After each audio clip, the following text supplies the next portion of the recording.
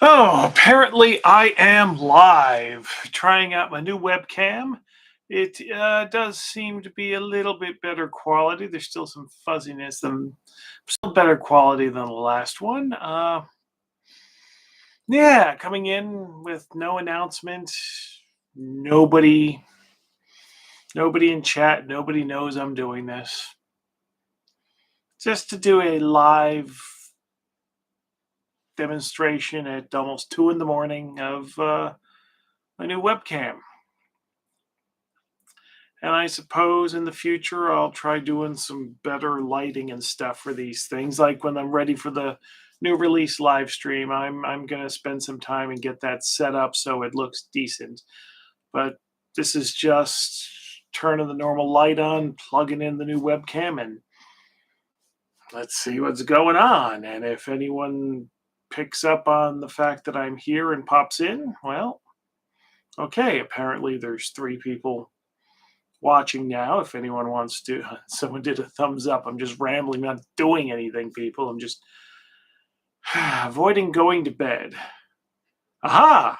Somebody's in the chat. Greetings from Virginia. Well, greetings from Helsinki. Uh, damn, I was about to sleep. Me too. Yeah, and yeah. So now we got some people in the chat here. But yeah,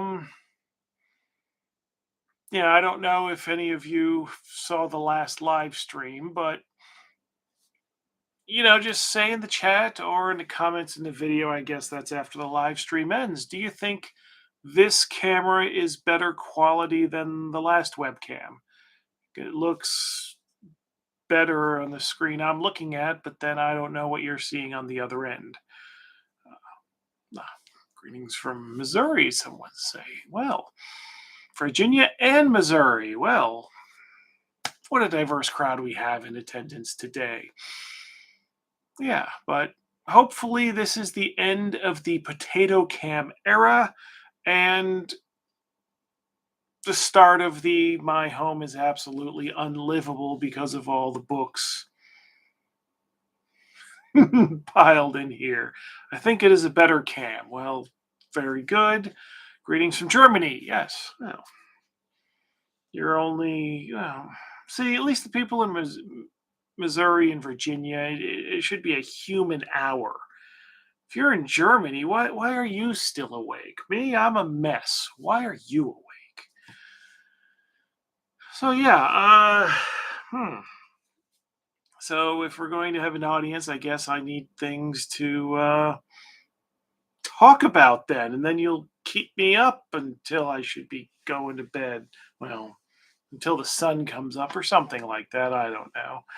Uh, Picked up Carcosa and Stupid Dungeon because of the last live stream. Well,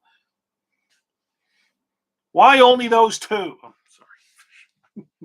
Yeah, greetings from Spain. Aha. So there's another person. Well, Spain, is that 2 hours earlier? Well, maybe that's a bit better. Legs doing better. Yeah. On Monday, I helped haul all these stupid books. I didn't help haul them up the stairs, but I just bringing them in from the front hall and arranging them, so they'll be easy to pack or easy to grab from the boxes when I'm packing orders. Yeah, completely destroyed my legs. Tuesday, hmm. Well, I'll go ahead and tell this story, Had to get up late night Monday, early morning Tuesday to go to the bathroom, and my legs were hurting so much, and it was so much trouble just to stand up, never mind walk down the hall to the toilet. I was seriously considering just pissing myself and thinking that that would just be easier and that would be better than suffering the walk. And I did eventually managed to stumble down the hall, but even now, I'm not even sure that I made the right decision.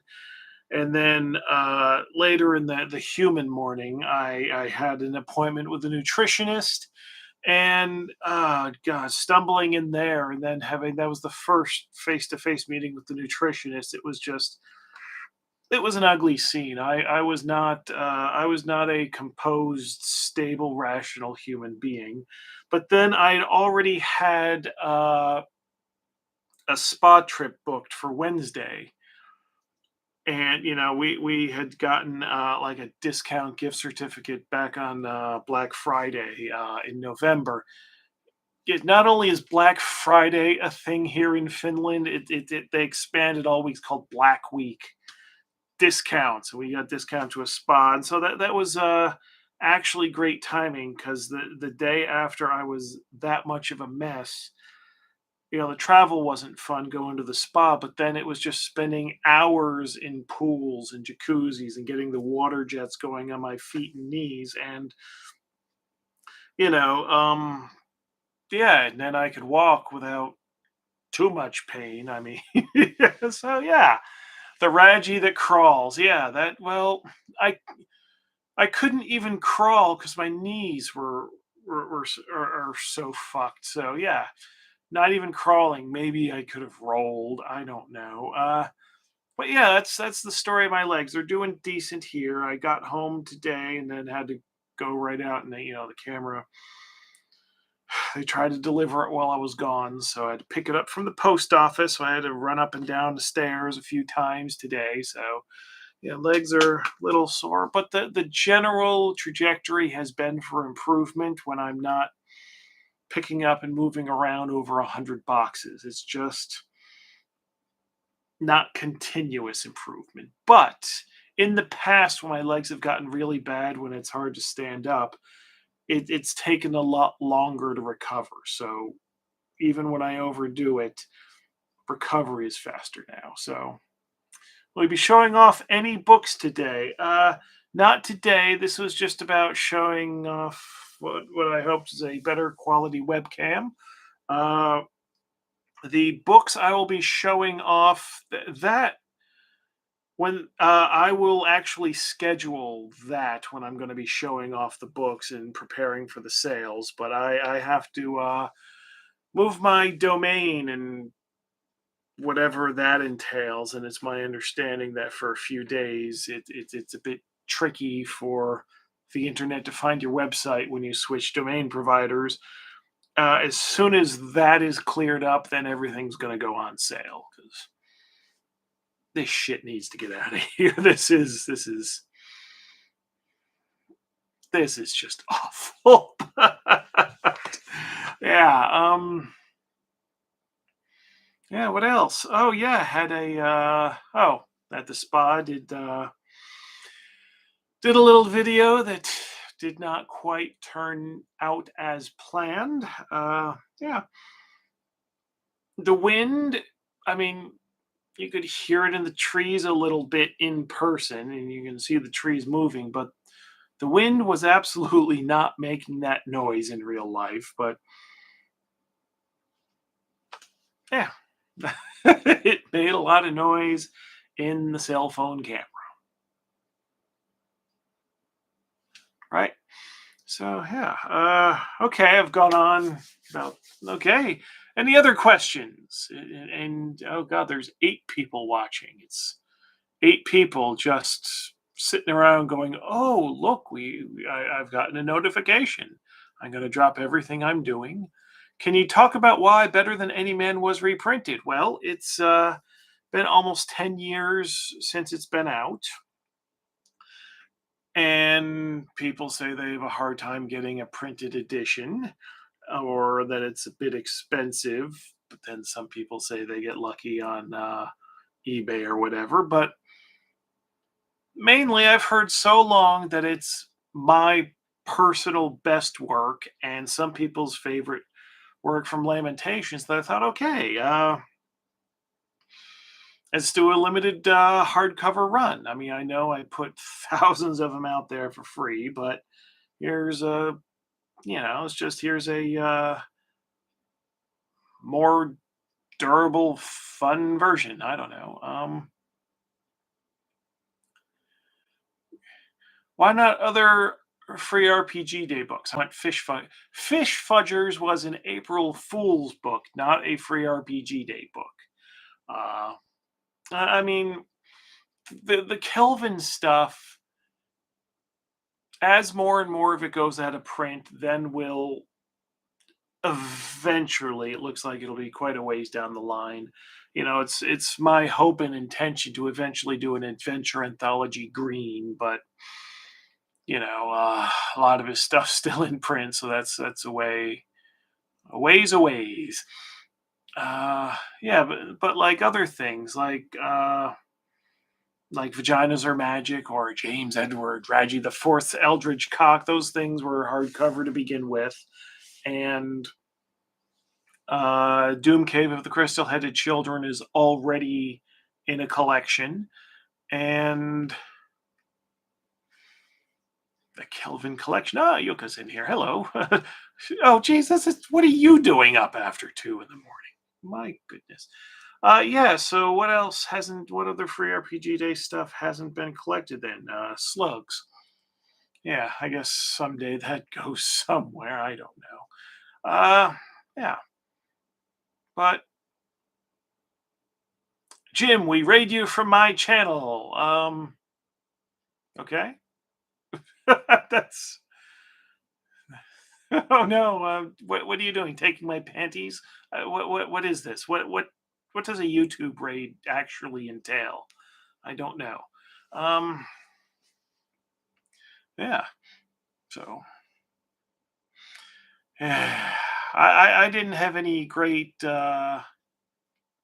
plan here. So if you either need to ask questions, or I'm going to ramble, or if I get too tired to ramble and there aren't questions, uh, this won't be a long live stream. I mean, it is after 2 in the morning here, so uh, raid means leaving one stream as it ends for another one. Oh, okay, so that's some lucky timing that there was another stream ending. I pay no attention to who's streaming what. I sorry. Yeah. So, do you play test every book before you publish? Well, I play test the ones that I write. I don't play test all the books that everybody writes. The authors are responsible for running their groups through and things like that. Yeah, it would. Yeah. So that simple answer to that one. Let's see. Do I have any? Oh, one thing I can do to show off, since this is an impromptu live stream, is it. Yeah, it is. This is. Oh, God, that was ugly. Sorry. Uh, do you play the suggested soundtrack during actual play? Ah, okay. Now, I have had soundtracks listed in some of my books, but those aren't soundtracks to be listened to during play. Those would just be things I was listening to while writing. So that's how I do it. I'm not one of these people. I don't like music during games, because what happens is I'm either concentrating on the game, in which case I block the music out, or if the music's good, I'm concentrating on the music, in which case I'm not paying attention to the game. That's why.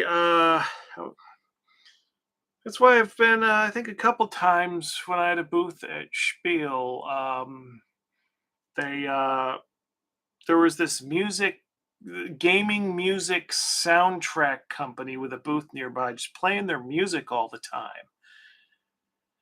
And I was like, who is this for? Who are these people that sit around all trying to talk over each other and have music to deal with at the table? I don't understand that.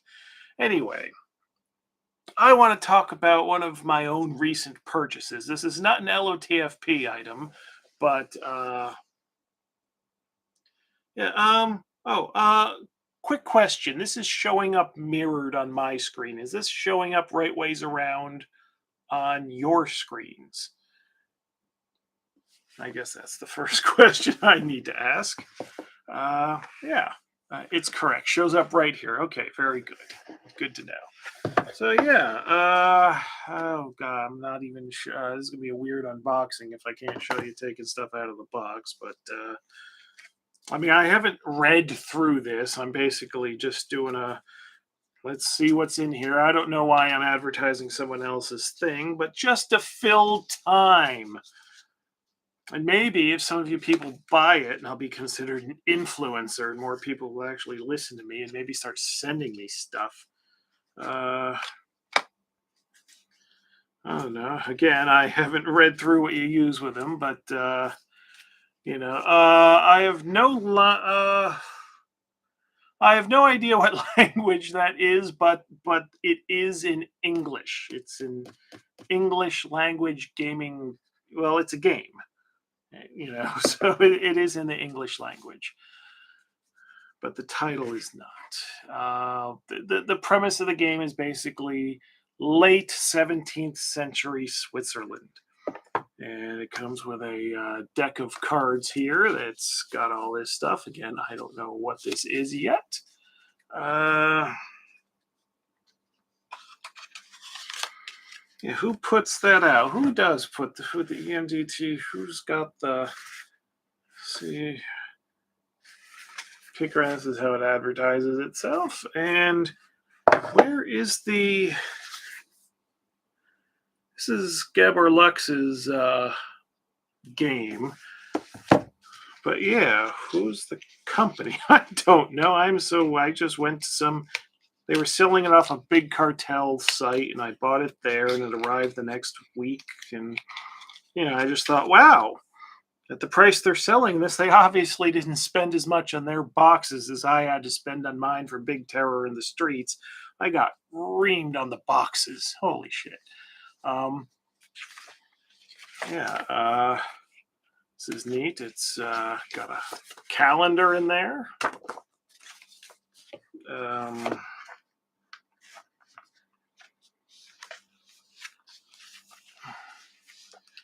Looks like a pull out. Just a ton of maps that are in a little folder here. Yeah, just a ton of maps. And the folder itself has got information and charts and settings stuff. And let's see. Oh, the actual game book is a hardcover in the box. I do believe that the game is available as just the hardcover if you don't want to get the whole box. And then there's well,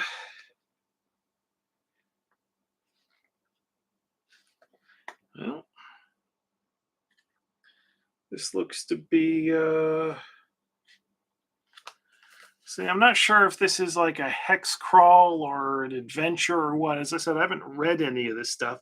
I just paged through, mostly the hardcover, and it's like, looks like quality stuff.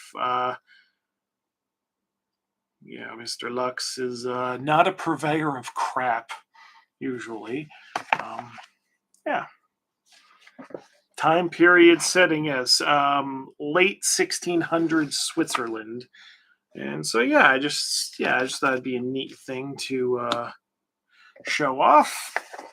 I have no idea if there's a U.S. shipping point, so you might have to deal with a little bit of a wait and some shipping costs. But then, if you're a fan of Lamentations of the Flame Princess, that won't stop you, will it? So, just thought I'd give a shout out of someone else that's doing something not a zillion miles away from what I'm doing, all in the spirit of friendly cooperation with people who are not pricks, as far as I know. So, so that wasted 5 minutes. Any other questions, anyone? Questions in this very thought out, planned, and entertaining live stream. I've never had an issue with shipping when it comes to LOTFP stuff. Very good. That's very good to hear. It's, kind of want this now. I don't have a Hungarian game in my collection yet. Well, this would be a good one to have, I think. From superficial paging through the contents, it strikes me as very well put together. I have not gone into it to the details, so This is not a full-fledged, this is the most awesome thing I've bought in years kind of endorsement. Just looked decent, bought it, paged through it, still looks decent. So you mentioned paying money for albums that sounded worse than the Wind video. Can you name them? Not offhand, because I do this thing, especially back when the company was a bit more successful. I would, I've got some heavy metal online distros, mail orders that I order from. And basically, if something looks good or looks interesting or has a song title that's like, oh, that's a topic might be interested in, I just buy the album. Why not? And I also have this thing where I've decided that I want to have every single piece of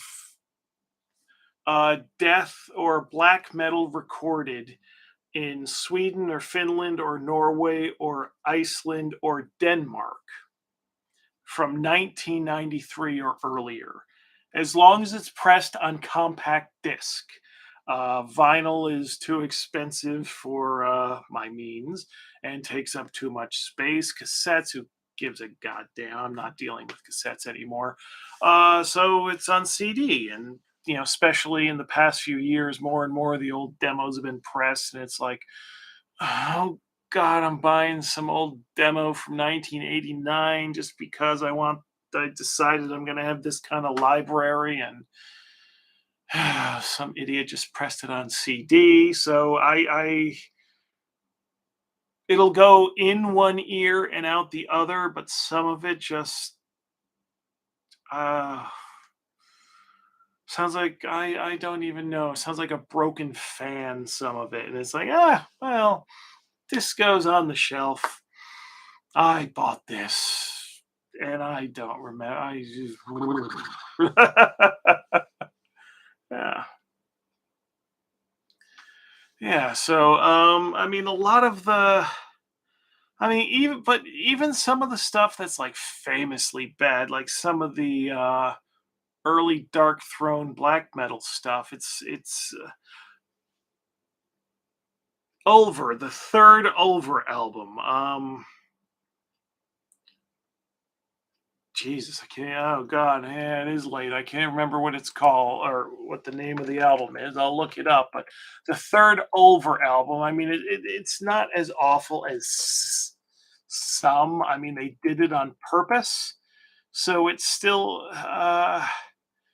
Oh God, yeah, Nottin's Madrigal. Yeah, that was one that yeah, was shockingly awful on purpose. They had just signed Oliver had just signed to a bigger label, and everyone thought, okay, this is going to sound great, and it just sounded like a fucking buzz saw. It just like hurts my ears, and it's like, oh, fucking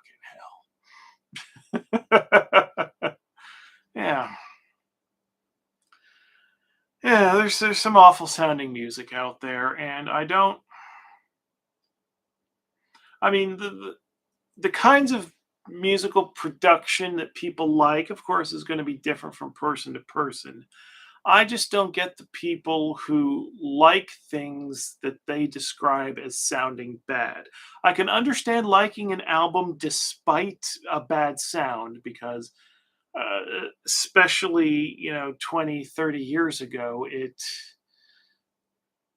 if you had no money and you're recording your album on no money, it's not going to sound good, even though you as a band might be good. So, okay, you sometimes have to forgive bad sound, but it's the people that seek out bad sounding things as if that itself is a virtue. I don't get it, because and good sound is always better than bad sound, because this is music. The sound is all it is, and you want a production that enhances the quality of that particular piece of music. Now, what production will do that will differ from piece to piece and from band to band, but in the end, you're wanting something that sounds good for that band, one would think. And it's yeah. I would think that's obvious, but some people disagree. Obligatory, what's the update on the referee's book question? Okay, I didn't get finished with the second edit before the end of January. Surprise. And then I've been dealing with this stuff, and considering that the bills and all this stuff is going to be due, I'm going to have to do those sales first, but I'm going to say something stupid because the last edit is was 700 some odd pages. That was the one people could look through at Gen Con, and this needs to get down to under 400 pages. So I think what we're going to do with that is one whole section of the book that I'd wanted to be in there, I think, is just going to get left off. The monsters and magic items, sample monster, sample magic items, that is going to be its own book. And then I think the main part, what I consider the main section of the referee book, if I concentrate on that,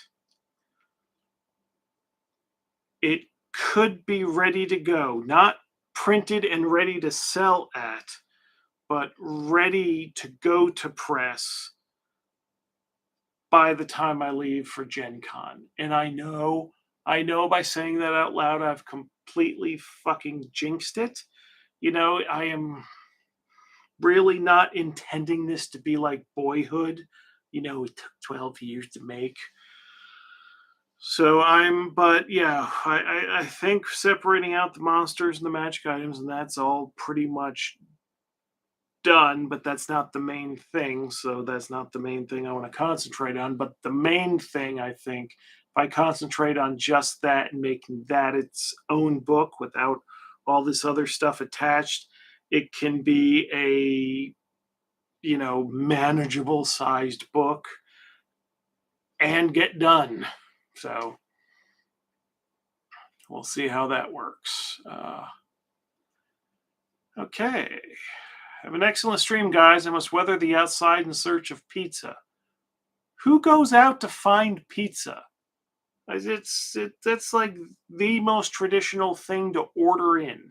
These days, you don't even have to get on the phone. Just press a few buttons on the phone, and they get the message and bring it. Why would you go outside? Any thoughts on more spell books? Perhaps a full-length book on summoning? Not in the current plans or near future. I have someone that says they've been doing to all the normal spells. They've been going through and starting to turn all of those into the format from Vaginas Are Magic and Eldritch Cock. So that's something that in the future might be a project to put out, but that's, so I understand it, it's nowhere close to completion. And oh God, even if it was, I mean, that takes at least a page per spell, so there's another 400-page book. Yeah. So not in the near future. 2:23 in the morning. This was a very wise thing to do. Just because I know all the stuff I have to do tomorrow. So if I don't go to bed anytime soon, tomorrow comes later. Because I've got, oh God, I got the Gen Con travel to book. I've got it. I'm going to talk to someone to deal about this website domain issue. What do you think of opening a game session on a summoning going to complete shit? Now it depends, because as a premise to an adventure, if a summoning has gone to shit like off camera and that's the premise of the adventure and that's the setup, fine. It's a bit more difficult if you're going to do, if you're trying to set it up so the players are a witness, then that's kind of cheating because you should be rolling the dice for the things that they're involved in. So that's my thoughts about that. Although, although the best example in one of my games of the summoning spell going to shit is still the one that was committed by the person that is in this very chat. Or at least he was a minute ago. Don't know if he dropped. Oh yeah, he's smiling. He's still here. This dude sits in for one session of my game because he lives in a different town. So he comes in for one session, plays a wizard, summons spell, and the situation is, early modern setting, and the player characters are trapped. They got shipwrecked, and I think they're in modern day Louisiana now. What is now Louisiana, and there's like a Migo cult going on. So then there's like this big gathering, and there's the Mound Temple, and then the evil wizard, and there's all the worshippers, and then there are just a ton of canisters, Migo canisters that have people's minds in them. And of course, with that setup, the player characters are hopelessly outnumbered. So our sit-in wizard player decides, I'm going to cast summon because that'll help even the odds, right? Well, he screws it up, and the miscast on the summon is a random reshuffling of the minds of everybody who is present. And there are, what was it, hundreds or many dozens at least. And so I had to on the spot figure out, okay, how do I figure out who gets switched with whom? And mainly just for the player characters, that's the most important thing. And because these brains are in the jars and they're conscious, because that happens when your brain's put into a Migo jar,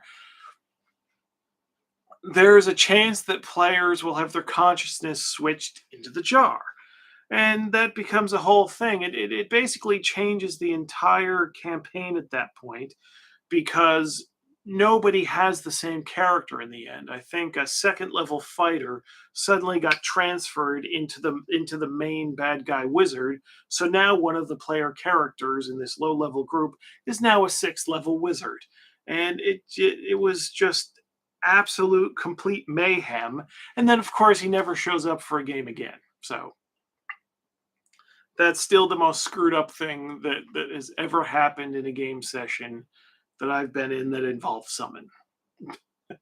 So I would love to play as a brain in a jar. Well, maybe you would, but maybe you wouldn't if none of the other player characters, did they know the brains were in the jars? The players knew, but did the characters? So maybe the brain in the jar you're playing would have just been left in Louisiana. Or if they realize there's a brain in a jar, do they know how to turn it on to talk to you? I did come back once. You see, now we're talking about memories that are so old that they've left. Dreams, those disappear within moments of waking up, but actual things I've lived through take a little longer to disappear. So he did come back once. Okay, very good.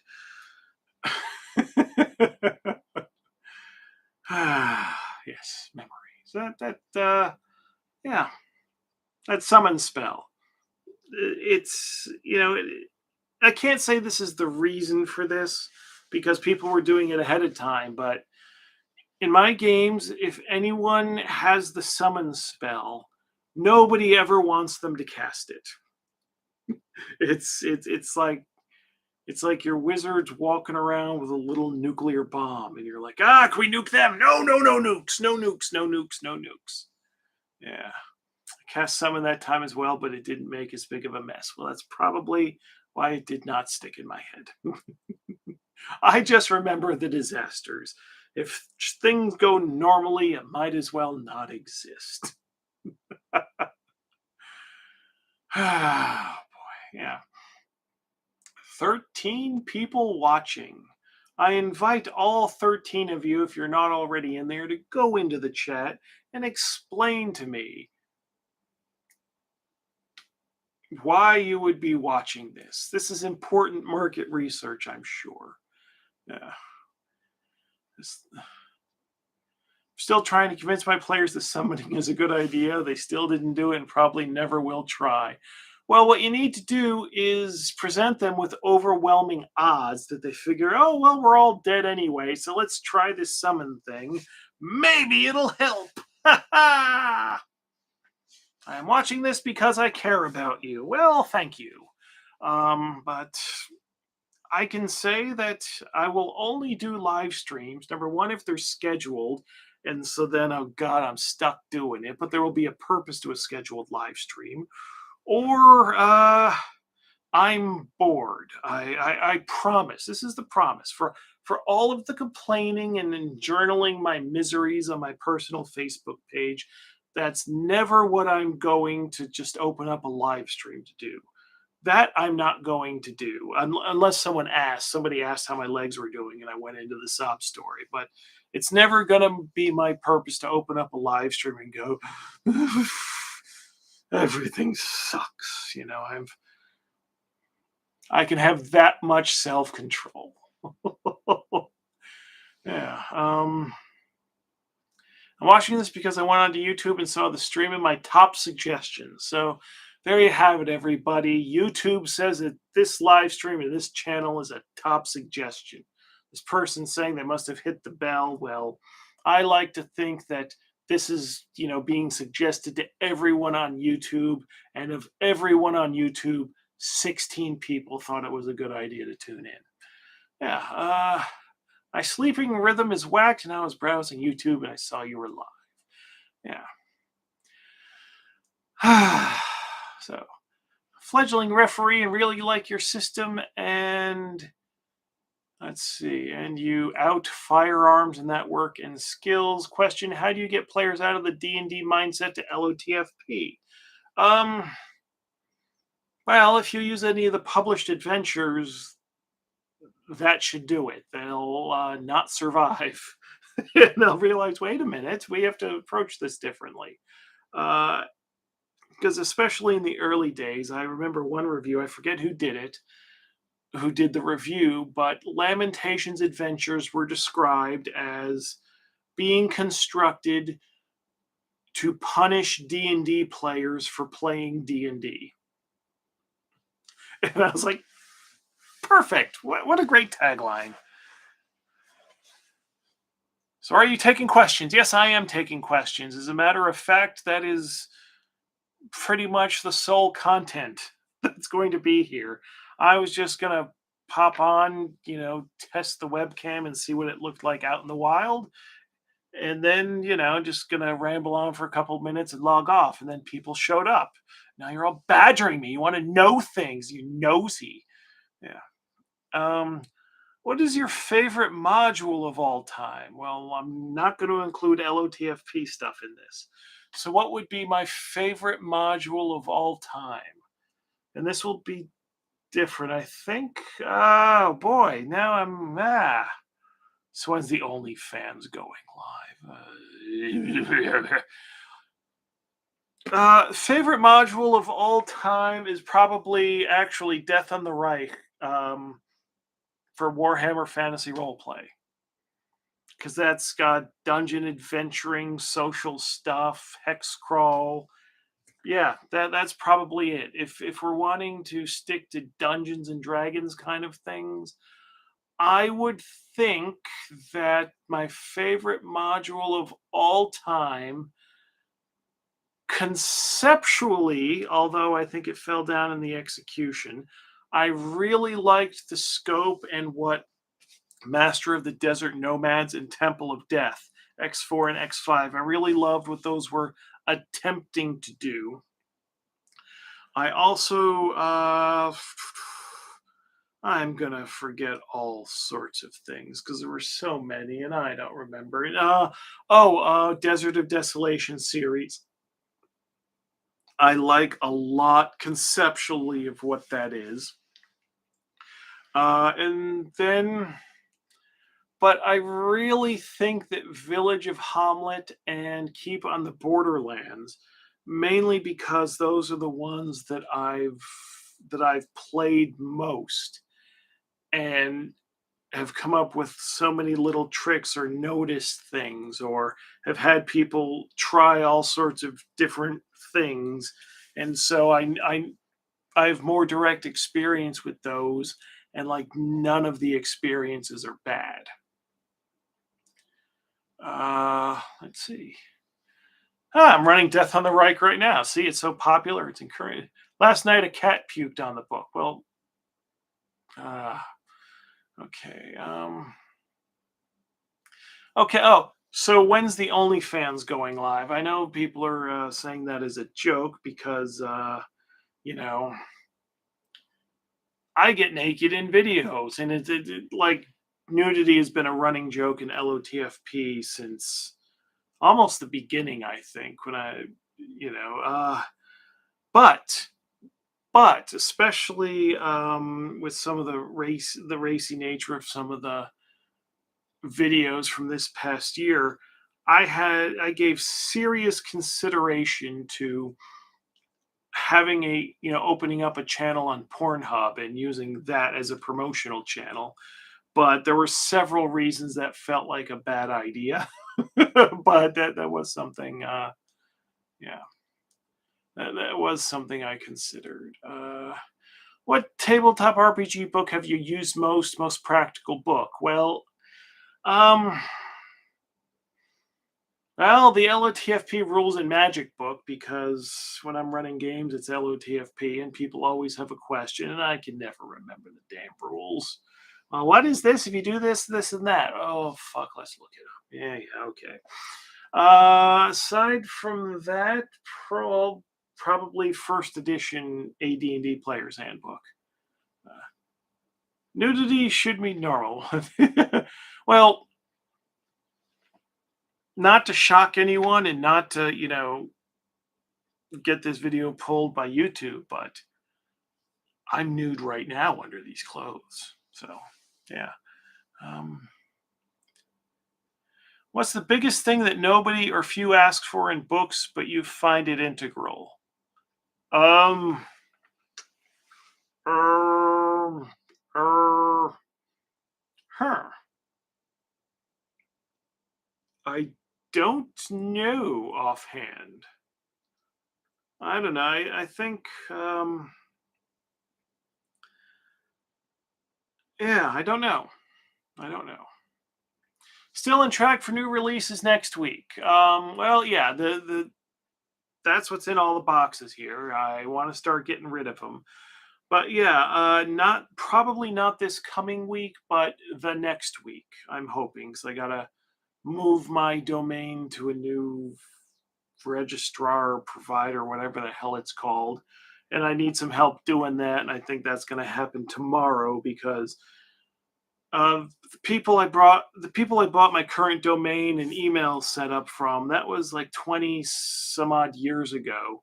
It was somebody that was wanting to be the provider for domains and stuff for metal bands, and I was doing my metal zine, so I signed up with him, and I've just been renewing it, for 5 or 10 years at a time.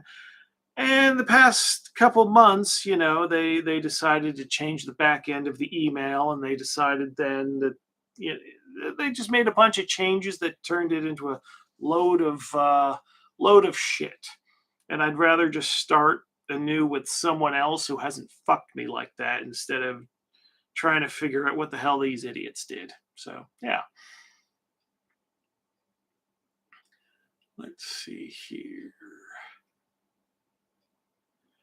Those big books above your TV, what are they? Oh yeah, that's the big one. That's the big one. There is Adventure Anthology Blood. Yeah, I keep stock in my living room. Even when the boxes aren't here, I've got these big IKEA shelves just filled with the books, so I don't have to go in the storage room every time I fill an order. Uh, that's a lot of weight on the floor. Yeah. Before I moved into this place, when I was talking to the I realtor is not the right term when it's apartments, but I was telling them I'm going to have boxes and boxes of books in multiple rooms. How much weight can these floors hold? And I forget what the exact number was, but supposedly they could hold these. And I got a whole other storage room that's just filled with boxes. I mean, the walls here, well, this is an interior wall, but like that wall there that connects the other apartment, that's all concrete. All these walls are like solid concrete. So this seems to be a sturdy place, and I haven't collapsed into the people under me yet. Yeah. Like structural things, indexes and the like, people take for granted. We've done we've done indexes for veins of the earth, I think, and Carcosa is about it. We have another project I don't want to name quite yet. We're hoping to have that ready to print so it's ready to sell at Gen Con, but that's depending on art, and artists are flakes, just like writers and publishers. So, yeah. Do you have a method of visualizing things so you can verbalize them as a referee? A method. Do I have a method? I don't know. As a referee, well, I have an advantage. When I'm refereeing, I'm usually using my stuff. So I know what it's supposed to look like. And of course, communicating that is sometimes a challenge, but I really should more often use other people's stuff. Just to have practice of translating somebody else's words into player communication. And I know I should, but yeah. Can we talk about the Alchemist class? Actually, I have a book that's, I say, in the pipeline. I have a whole bunch of stuff that's like outlined. Some of it has all the art done, but of course, I really the referee book is acting like a log jam for a whole bunch of other stuff by me, because all the stuff that I've done in you know since the referee book thing is it's piecemeal stuff like slugs, or just okay, you need to come up with, or the vaginas are magic kind of thing, with like, okay, you just have to deal with spells, you don't have to deal with an overall narrative or very short adventures. So I hope when the referee book is finally off the table that clears the logjam, and some of these other more extensive projects can really start getting done. Yeah. With the new releases, is there anyone that really stands out similar to the Book of Antithesis? Nothing so experimental. I mean, it's 4 new books and 5 reprints. Uh, the standout in the reprints, I think, well, because it's mine and it's the biggest one of the bunch, it's going to be Better Than Any Man, printed in hardcover. But as far as the new stuff, I think one of Kelvin Green's, Beware, is going to end up being the most hated book in the entire catalog. And just remember that does include Zach has nothing to do with this book. I think people are going to look at that, and there's going to be a portion of the fan base that's going to look at that and think this is just the niftiest thing ever, and most other people, I think, are going to look at that and they're going to act like bees were actually stinging them in their eyes. that's what I that's I think, if I didn't know better, I would have thought that Kelvin wrote that as revenge on me after he found out I was going to have to lay him off in September. But no, that was done before then. He actually expected to continue employment after turning that one in. And oh my God, I just looked at that and thought, is he fucking with me? I think he's fucking with me. Well, I'm going to fuck with him right back. I'm going to publish this. So that's the story of Beware. Uh, what do you have faith in when refereeing, if anything? Are there things you trust or rely on for refereeing as a crutch? Yes. One thing I don't like is the kind of arguments that, well, we should be able to do this. I don't think you would. Well, yes, we should. That kind of what is actually possible. So I use the rule of one method that no matter how ridiculous an idea the players have, it's like, okay, roll a d6, roll a one, it works. Yeah. I didn't think Kelvin could top White Power. That's WIGHT for anyone just listening. That was, well, remember, that's Alex's book. Kelvin did not write that one. Yeah, remember when if you didn't like a product, you just voted with your wallet, didn't buy it, and went on with life, and now it's like a media campaign. Well, the internet makes that sort of thing easier, but remember that it's always been like that.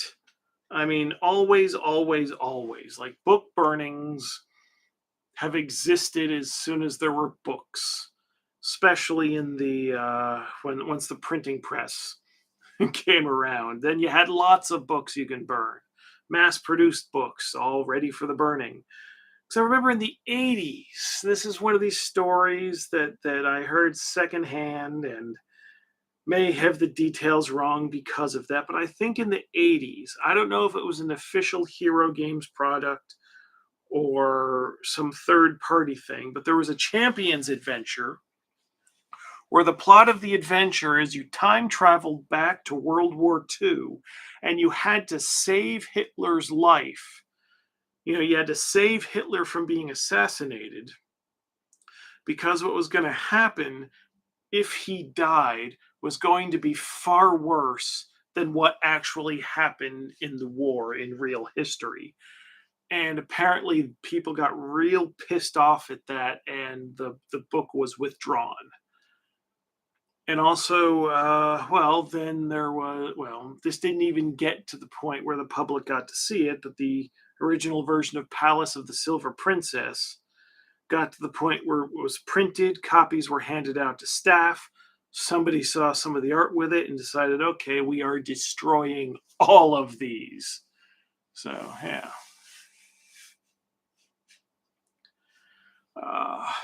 There are a bunch of people in the RPG community who don't buy any books, even books that are specifically catered to them and their caprices, but they'll always be ready to call for a boycott. Well, I think that's a lot. I think that's everybody that calls themselves a commentator. You need to have a brand. If your whole thing is your opinions, and you're wanting people to follow you for that, you have to have things you like and you have to have things you dislike. And you're not going to buy all the things you dislike, but you're sure going to have opinions on it. And that I think that goes all ways. It's not one particular group of people that does that. Let's see here. I've always been curious about World of the Lost. I really can't find much info about it. Can you describe it a little bit? Yes, it's a sub-Saharan African setting / adventure. It involves, the cover gives a lot of this away. It's like you have like a realistic African city, and there's lots of charts and tables to help you out with that.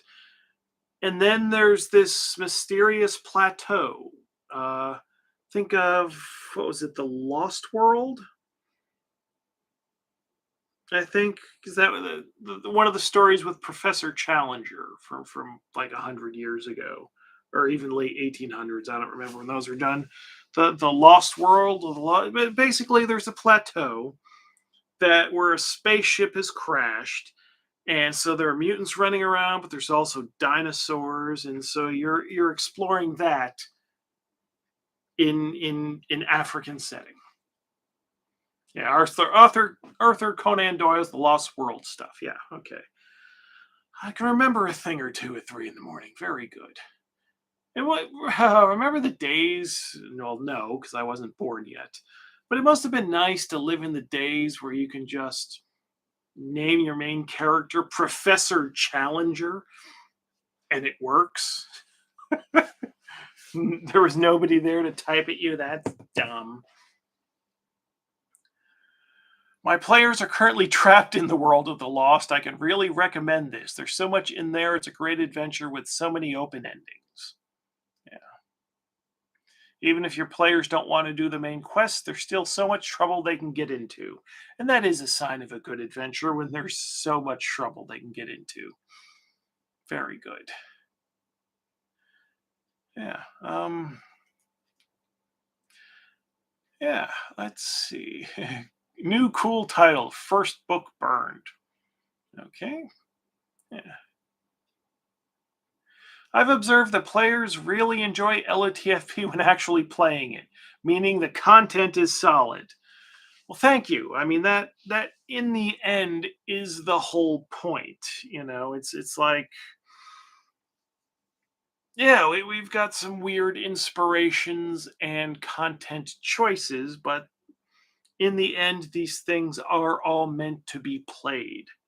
And yeah, that's I think people I think things that people run into are elements that either they don't like at all and think that those shouldn't be in role playing games, even though they're in every other media.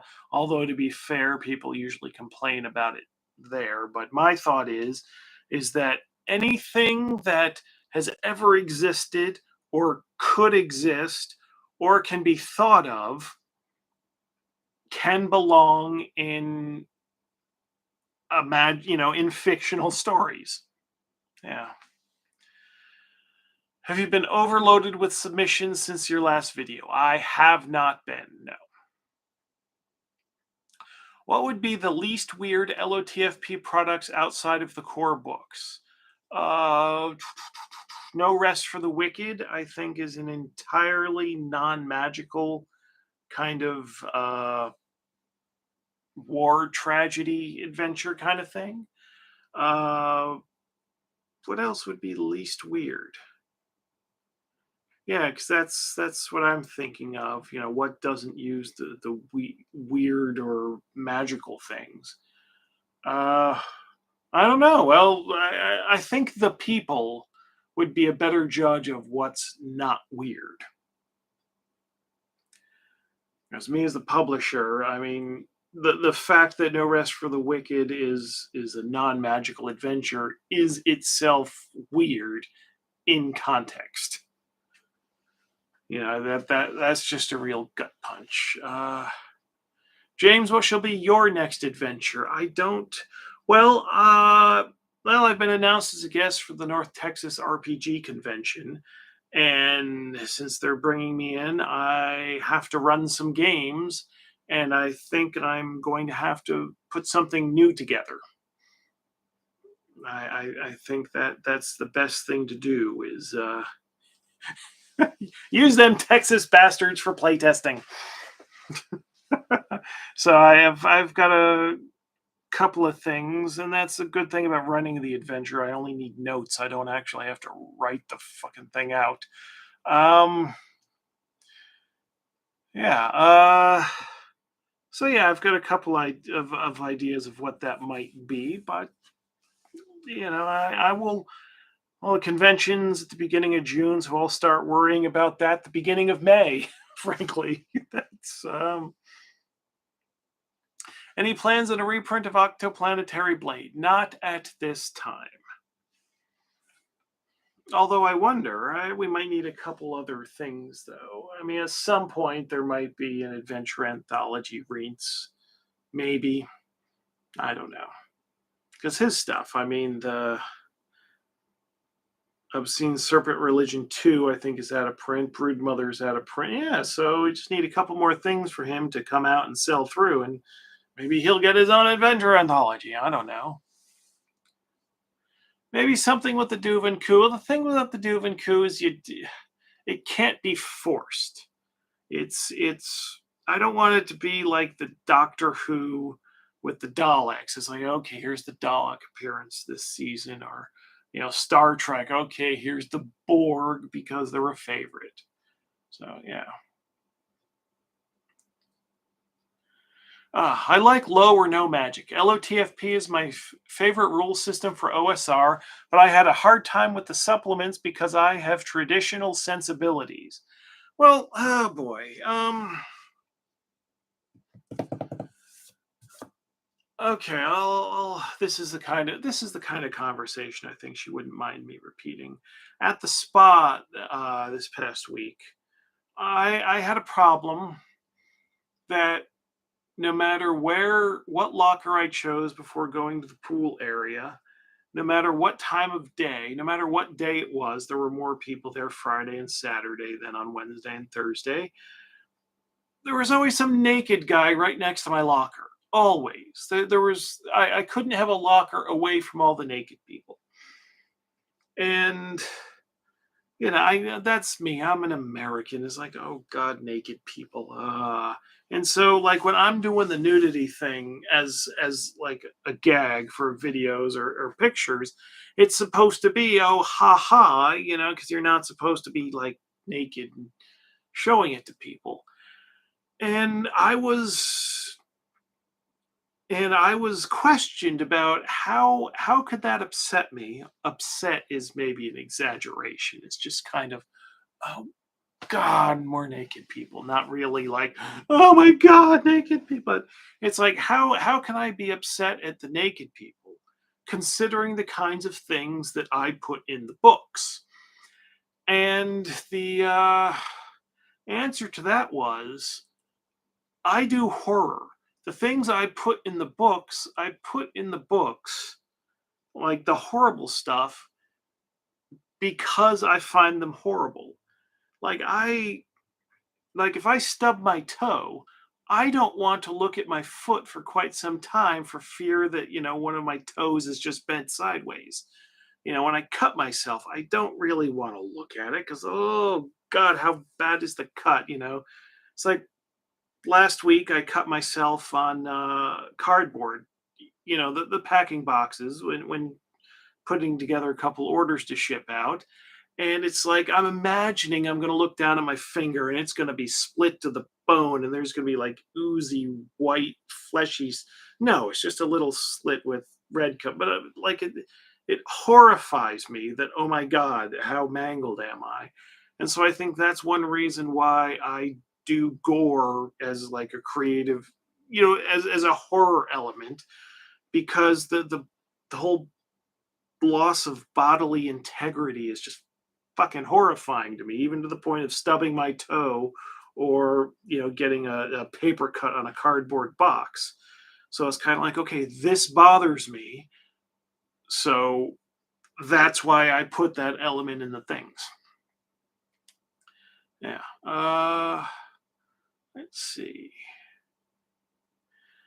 Do you miss school? I absolutely do not miss school. I mean, the problem with school is they didn't teach you any goddamn thing you needed to know. And the useful things that they did teach you, they didn't tell you why they were useful. So it was very easy to miss. School is just, I mean, I get it. You really just can't.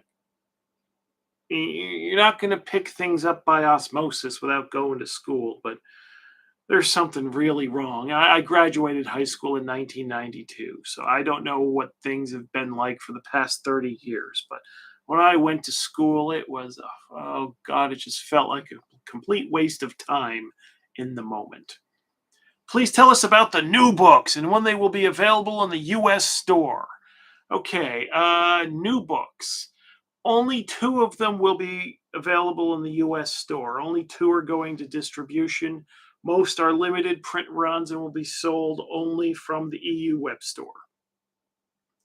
And I will go into detail in showing off the new books. Once I have an on sale date, I will be doing a live stream that day where I will show off all the books, tell you all about them, and I will make that effort when I got something to sell you. I'm guessing it won't be this coming week, it'll be the week after, but that will be a live stream scheduled in advance. So there's none of this, surprise notification stuff. I'll actually want an audience for that. And by the way, I see 21 people are right now watching this, but only 16 people have clicked like on the video. What's wrong with you people? I'm up. It's 3 in the fucking morning, and I am giving you this quality entertainment, and you fucks can't even hit the like button. Why do I even bother? What?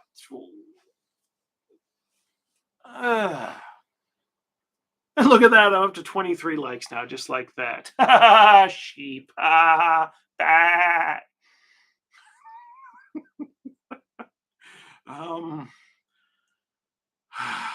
I clicked, please don't beat me.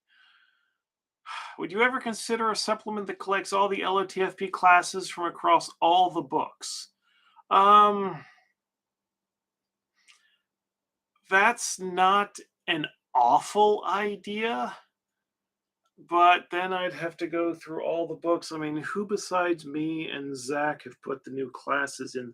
I'd have to go through and look, but then there's the issue of multi-author books and how to split the profits. Yeah, I mean, it's not a dumb idea. It's not an impossible idea. It's not even an idea I don't even want to do, but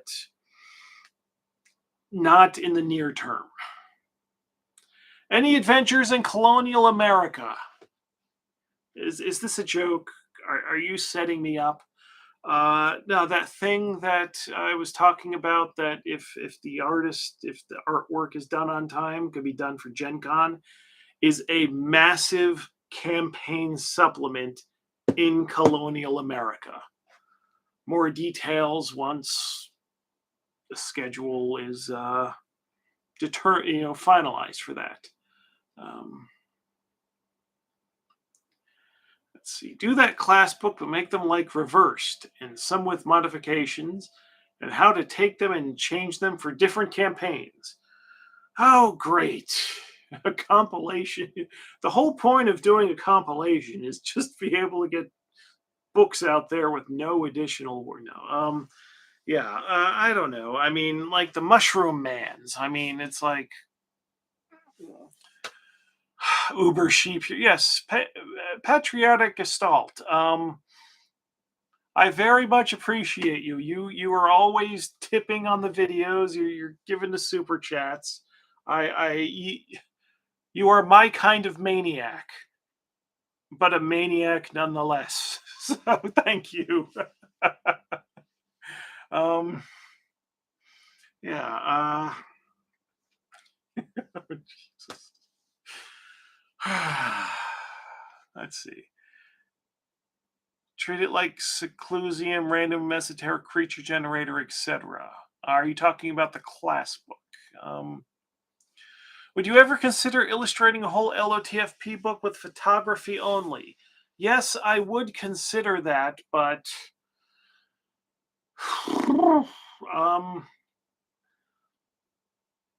the practicalities of that.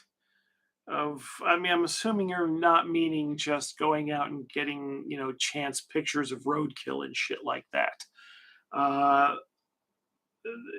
Getting people together, getting like costumes together or sets is I don't know. That's the kind of logistical nightmare where, when I'm dealing with writers or artists, I'm sending them an email saying, "Yeah, could you do this?"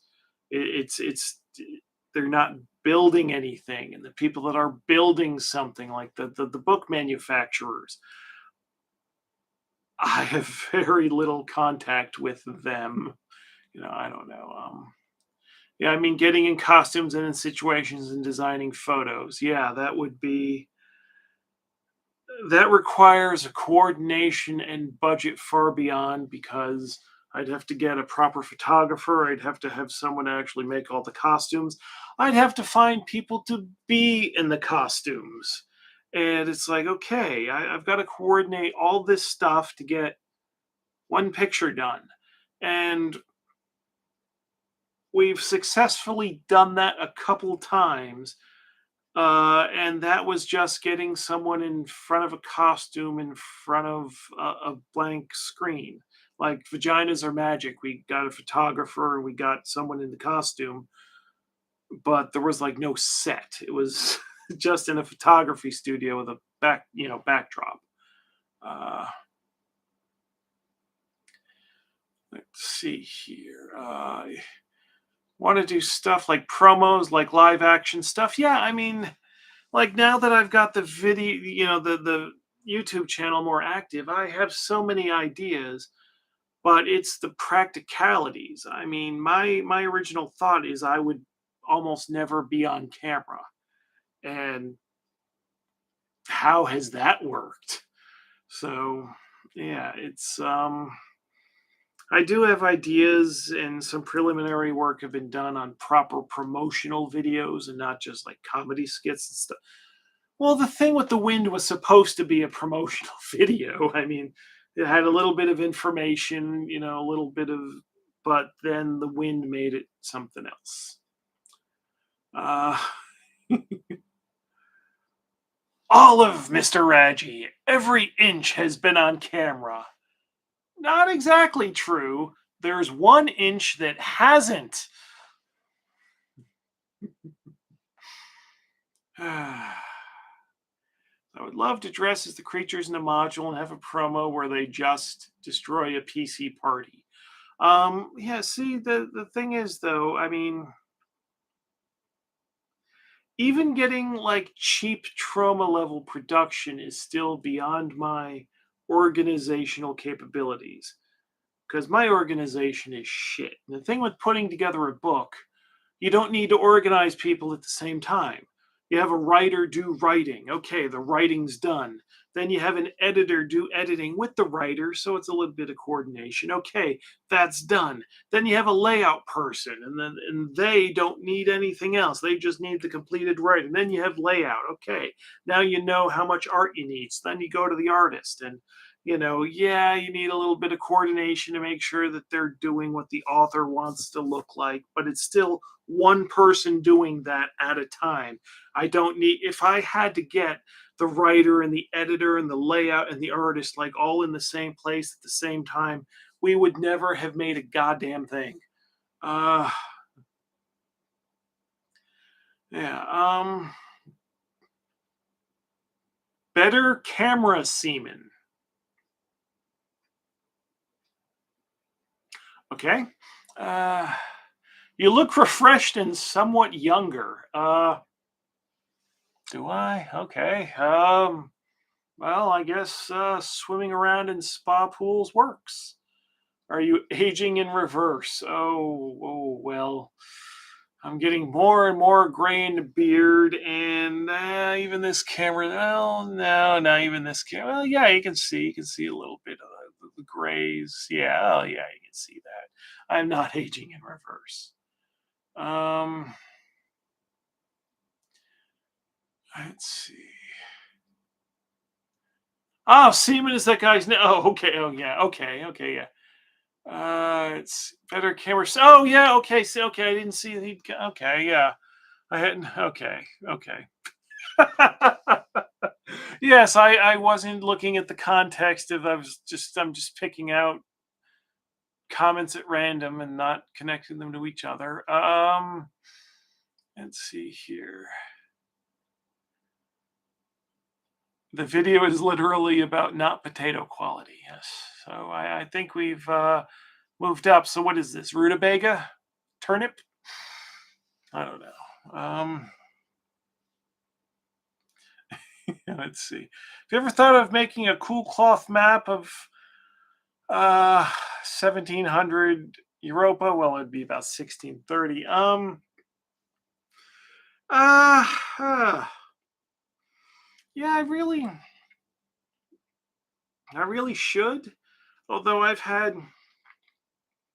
although this is from like the way early days, really bad experience doing like posters. And I know cloth map isn't exactly a poster, but yeah, I don't know. That's an yeah, maybe maybe get Glenn to do a big poster map of Europe or something. I mean, that's not an awful idea. It's just not. I don't know. It just doesn't feel like a product on its own. I don't know. This ain't a potato, it's a sweet potato, baby. Yeah. I just can't wait to see what this looks like when I get the proper lighting and not just the normal ceiling light in my living room kind of thing.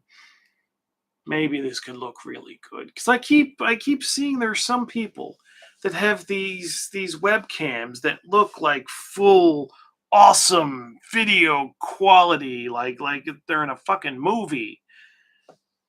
And it's like, how the hell do you people do that? I don't know. Suggestions for the announcement stream: have titles on screen with the book names and prices.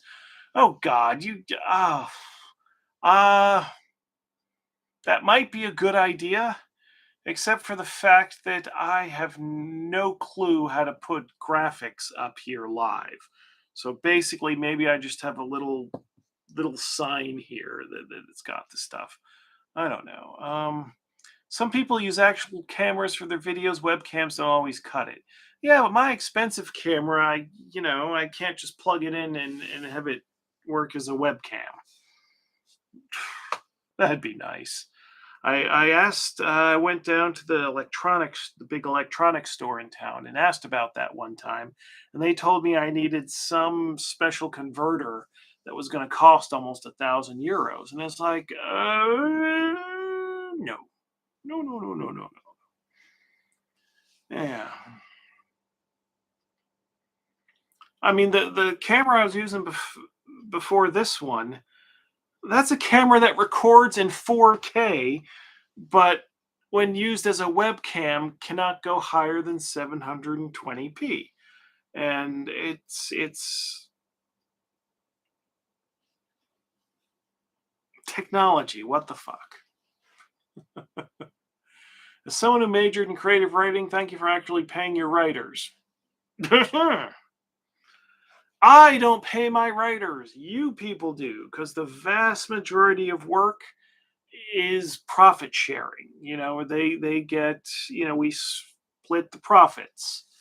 So they don't get shit unless you buy their books. So you're paying them. Let's see.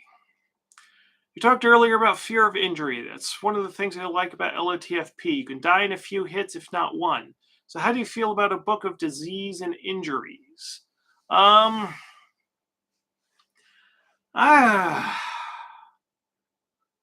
I don't know. I mean, how would that make the game more enjoyable for anyone? Uh, yeah, it would just, I don't know. It seems that would be a thing. It's like the adventures are punishing enough to players. It's like, why are you going to have supplements that are just there to create more misery for the players? I don't know. That's yeah. I don't know. There's some things that it's one thing to say, okay, if you're going to take up this life of adventure, if you're going to explore the unknown, then you can expect, for it to bite you in your ass, because sensible people don't do that. But it's like, here's a book of all the diseases and special injuries you can inflict on your players. I mean, what player, if they see that book on the table, is going to go, ha ha, I'm in? I mean, yeah, it's sort of a thing that may increase verisimilitude, but it is going to be shit for gameability, at least how I'm envisioning it just in my head. So, yeah.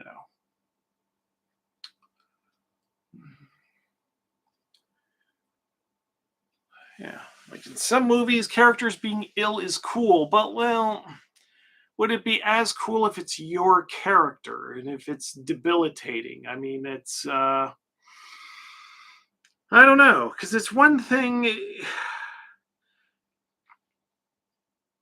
because role-playing games don't work like scripted narratives. And I don't know. I mean, even a lot of yeah, it's I don't know. Just kind of a weird balance of all the things I'm willing to do to characters in the adventures that but even in even when I'm thinking of doing things like there's the big plague and whatever, it's like okay, I'm under the understanding when I'm trying to conceive of a thing that like the players aren't really going to get the plague. I don't know. Has there been an LOTFP book where elves had a bigger part and they were used well? Well, I don't know if you'll consider them used well, but in Weird New World, which is collected now in Adventure Anthology Blood, uh, Arctic elves do play a pretty big part. They, well, they're not cannibals. They don't eat other elves, but they do eat or no, were those cannibal halflings? Were these just like the imperialistic? I can't even remember what I did 13 years ago. But yeah, bad guy elves feature in Weird New World, which is collected in Adventure Anthology Blood. Yeah. I'm pretty sick of people who want to run scripted stuff in RPGs. That's why I moved to OSR in the first place. Well, I hope you saw the last live stream where I read 3 pages of text that were intended to be read out loud to players. And what book? Because I'm an idiot. Yeah. That's the thing I do. Oh my god! I get online. It's oh boy. I've already been on this for almost an hour and a half.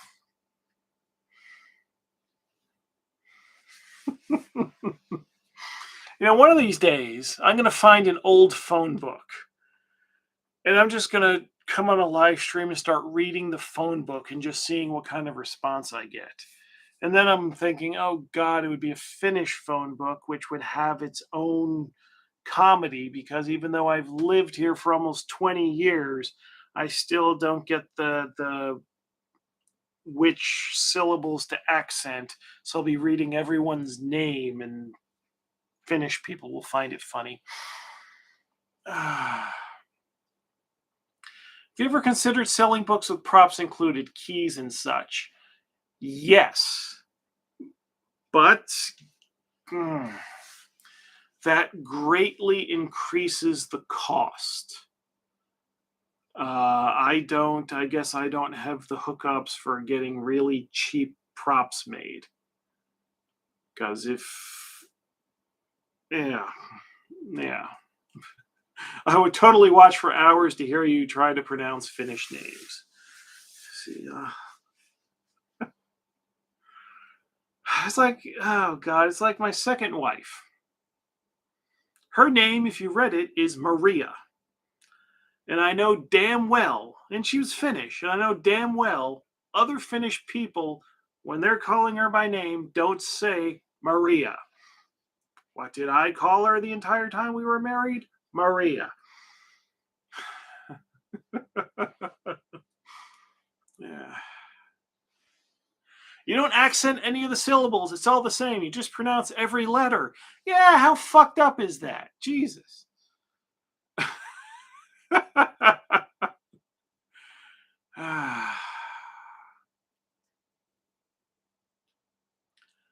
Yeah, you just pronounce every letter. Yeah, that's like my mind wants to start figuring out. Okay, where does the accent go on here? Where does the stress and the emphasis go on all these Finnish words? And I yeah yeah, that may be why even when I know the Finnish to use, when I try to use Finnish with Finnish people, they have no idea what I'm saying.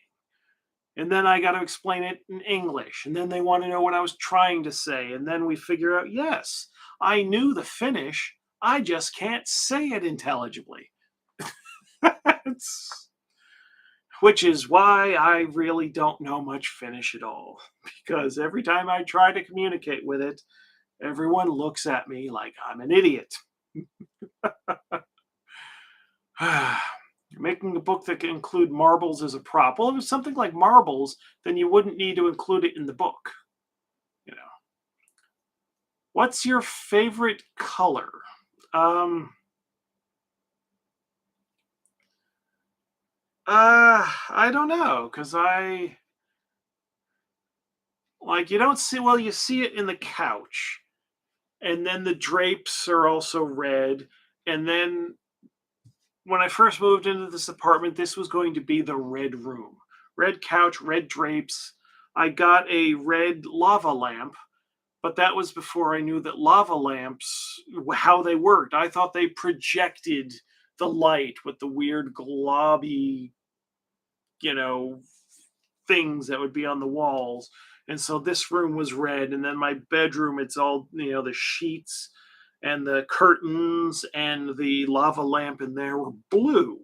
So I was going to have color themed rooms because I was going to have a cool pad, right? The lava lamps didn't fucking work the way I thought they did.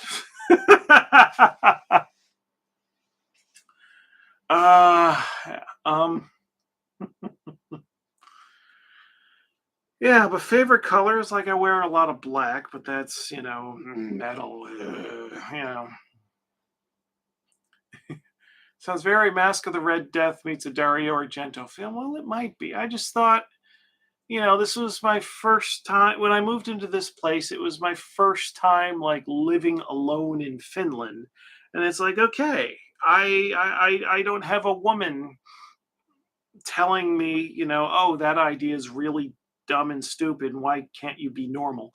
The conversations were never like that. They always knew what they were getting into, but they didn't want me doing any of the design around the house. Let me tell you, they never want that. They never want that. So I thought, okay, this was going to be my space. So yeah, okay, red room, blue room, whatever, and it didn't work anyway.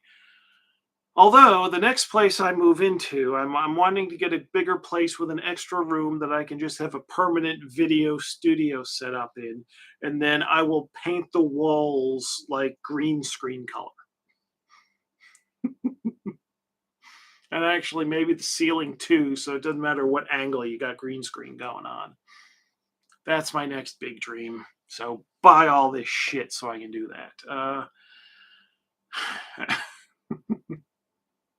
Show us the round bed and mirrors. I do not have a round bed, and dear God, I do not have mirrors in the bedroom. I mean, one thing at the spa, especially on Wednesday and Thursday, when it was just the old people there, when it was the weekend time for people coming to the spa, there were younger couples, but even them, it's like, men are so gross. It's like, God, like looking at the old men, it's just like an old man in Speedos. I mean, at least I have the decency to wear trunks in the pool. But like old guys in Speedos, but even other people wearing trunks, it's like, oh my God, men are gross. And then even on the Friday and Saturday, earlier today, when it's like young guys. And it's just like, and they're there with their girlfriends, and I'm just looking, and I'm just thinking, guys are fucking gross. And I don't even look as good as most of them. And so it's like, I don't want to look at me. I really, How can women stand looking at men? That's where I think all of the stereotypes about women being irrational and everything comes from, because guys look at other guys and think, women want this? They're nuts. They're crazy. Sorry, I went on kind of a rant there.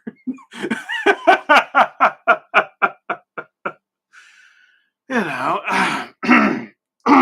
yes.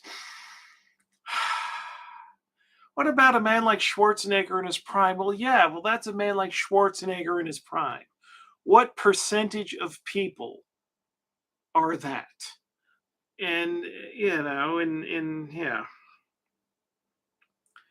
And then and then eventually you get like what Schwarzenegger looks like now, which admittedly, isn't awful because he still keeps himself in shape, but he's still an in shape. How old is he now? 70? It's mirror cover on books. That's actually not a bad idea. How many are going to survive shipping? I mean, people say I pack up the books pretty well for shipping, but I bet the people at the shipping companies are still like playing football, American football with the boxes. So maybe it doesn't matter how much bubble wrap you use, that a mirrored cover isn't gonna, you know, isn't gonna stay intact. So yeah. Although are plastic mirrors a thing? Yeah, well, yeah, but then that'd be cheap, wouldn't it? Oh yeah, another great Lamentations book with a cheap plastic fucking mirror. Yeah, Arnold is 75 right now. Yeah, okay. So it's like, doesn't matter how good a shape you keep yourself in. I mean, I've even watching, the pro wrestling that I do, where I'm looking at all the guys, and most of them are in shape. And a surprising number of wrestlers are still active full time in their 50s. And you got two types of wrestlers in their 50s, where they got the big gut going on and they're still built and they can't move, or if they get that you know they keep themselves lean, but they just look like they smell like your grandfather still. It's really weird. It's you know I don't understand mirrors in the bedroom. When I try to sleep, I catch motion in the corner of my eyes, and that wakes me right up, even if it's just my reflection. Well, I hadn't thought of that because I've never had a mirror in my bedroom, but yeah, that would drive me nuts. My dad's 92 and still going. Well, I'm happy to hear that. I'm guessing he's not a looker. that's that, that's the point I think we're talking about with the ages. I'm not saying people should die. I'm just saying they don't look good.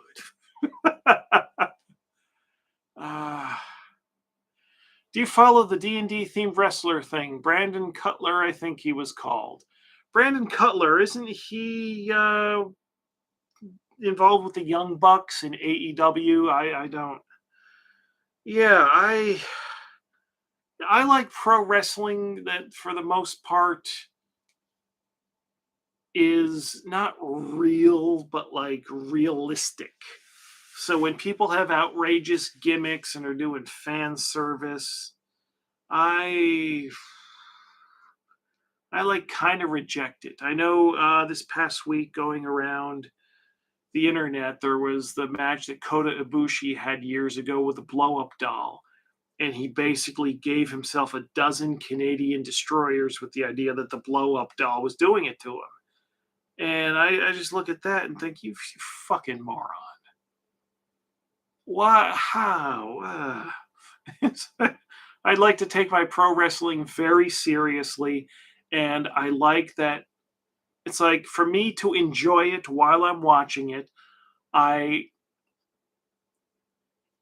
have to it has to, I have to have suspension of disbelief. I have to, it has to engage me like a good movie would. It's like I know, uh, it's like I know Evil Dead 2 is not real in any way, but when I'm watching it, I can get engaged in the story, engaged in the goofiness. I'm engaged with it. And it's not looking at me and saying, "Hey, we're just a movie and this is a special effect," while the fucking movie is going on.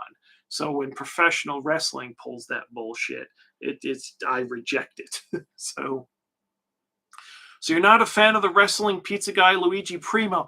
He was just in Japan. He wrestled for the Glate promotion. They put their shows up on YouTube, and he's spinning the fucking pizza thing during the match. It's not that he comes out like a pizza guy and then puts it all aside and wrestles. No, they're doing a match while he's spinning that fucking fake dough. And it's like, fuck you, dude. Fuck you. uh let's see. Ways you like to scare the PC in a game. Level draining monster? No, you don't even have to do any of that. You just scare them by making sure they don't know what the fuck is going on. That when a monster does show up, they don't know what it is. They don't know if they poke it with a sword if it's going to fall down or if it's fucking invincible. That's the thing. You have the mindset that you don't care if they live or die. Therefore, they're going to approach everything as if it's potentially deadly until they have any evidence otherwise. They'll realize they are in a hostile environment, and that's generally enough. Wait, it was fake dough? Yeah, well, I was wondering because the YouTube resolution wasn't great. I was wondering if this guy at least had the talent to be spinning real dough for a while. But then there was one spot where another guy's grabbing it and they're playing a tug of war, and it's like, okay, that's just a piece of cloth. Okay, that's settled.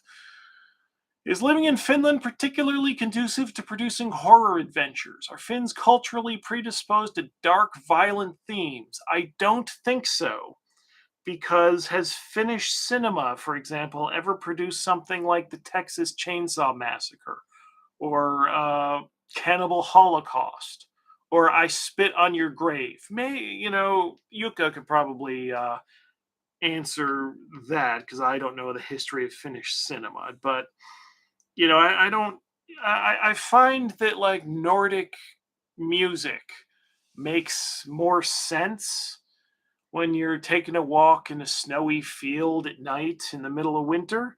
There's that. But as far as like being horror, I don't. Yeah, the U.S. is far more of a horror show than Finland is. Let me fucking tell you that. So yeah. So the questions have slowed down. That's interesting. There are now 18 people that are supposedly watching this live stream for unknown reasons. There's no hard information happening here, and yet you're watching. Have you ever thought maybe we need to prioritize how we spend our time in this life? And I hope you never do that because my entire business depends on your impulse spending. Anyway, bye super chats. Uh, let's see. We're just hanging out, just us old white guys that left the hobby.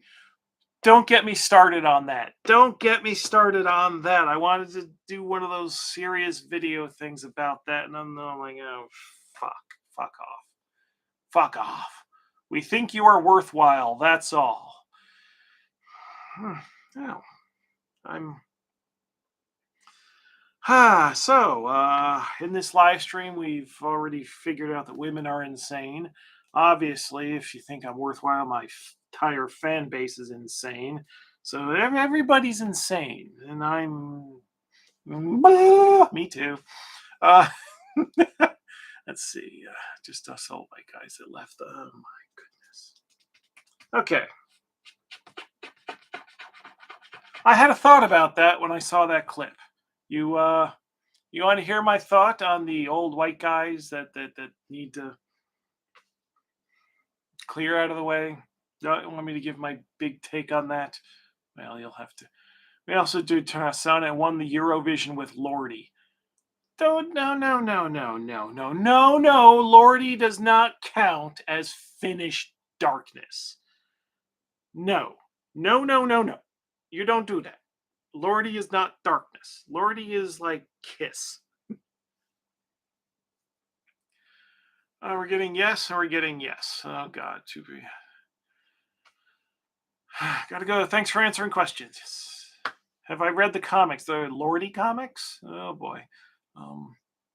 I watched Blood on Satan's Claw. Any more recommendations? For Blood on Satan's Claw, you will also. It's usually Witchfinder General, also known in the U.S. as the Conqueror Worm, and the Wicker Man are usually like the trio of. With Blood and Satan's Claw, like that's the trio of British folk horror. Kiss is not darkness. No, just because Gene Simmons dresses up in makeup and spits fake blood while singing about rock and roll all night. It's like, no, that's not. Come on. Archgoat is finished dark. Yeah, I think Archgoat would count as finished darkness. Yeah. Let's see here. Nothing worth listening to in YouTube. So you've finished YouTube, and now you're left with this. Gene Simmons' soul is real dark. Well, I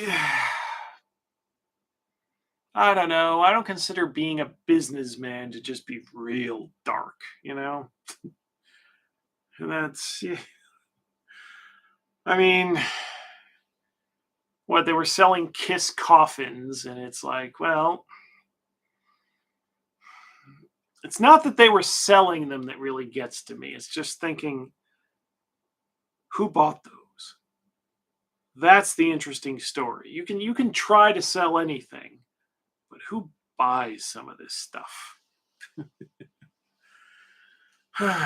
So,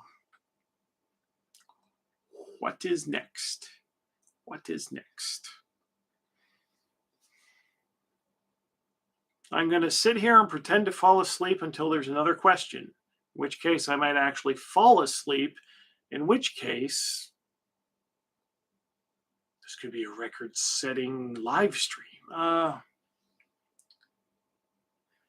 Let's see, do you have a favorite historical setting to run games in? I usually do Western Europe in the 1630s, because I fuck up less of the history, I think. Whenever I try to go into Eastern Europe or the Ottoman Empire or go anywhere else, I keep screwing up the history pretty bad. So probably screw up the history pretty bad for Western Europe, but everyone just goes along with it anyway. So there's less egregious. You fucked that up.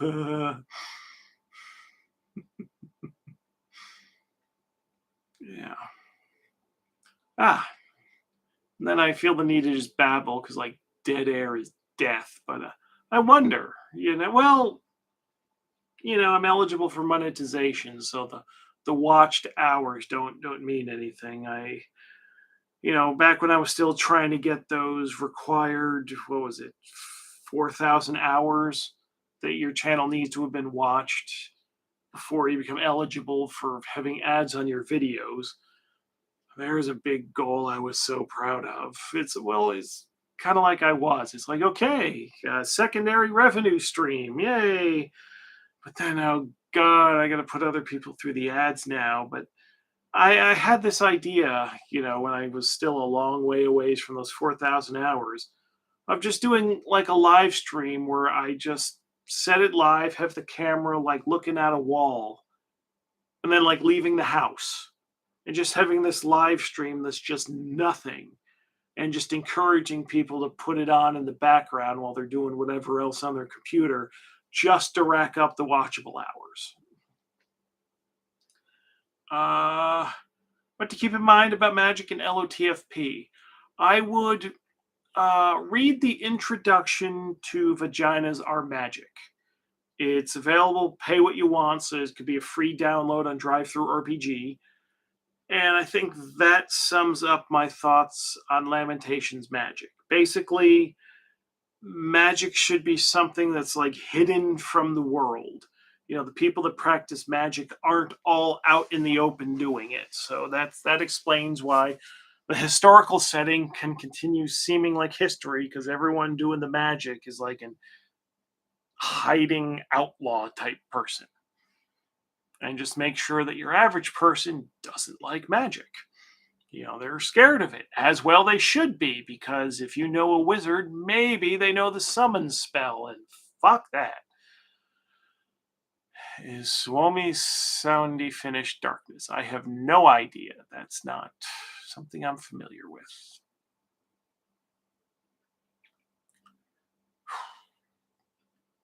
Not a potato cam. Not a potato cam. Yeah. Hour 46. 19. There's even more people watching now. Oh my goodness. Let's see. What else can I pull out that would... Okay, that sounded bad. And if you're just popping in earlier in the live stream, I like showed this off. Not an LOTFP release, but now I'm looking around. It's like, oh, is there anything else within range that I can fill time with? I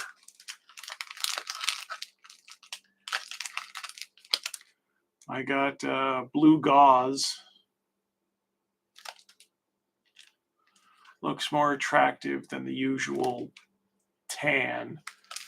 So that's the level we're at here, people.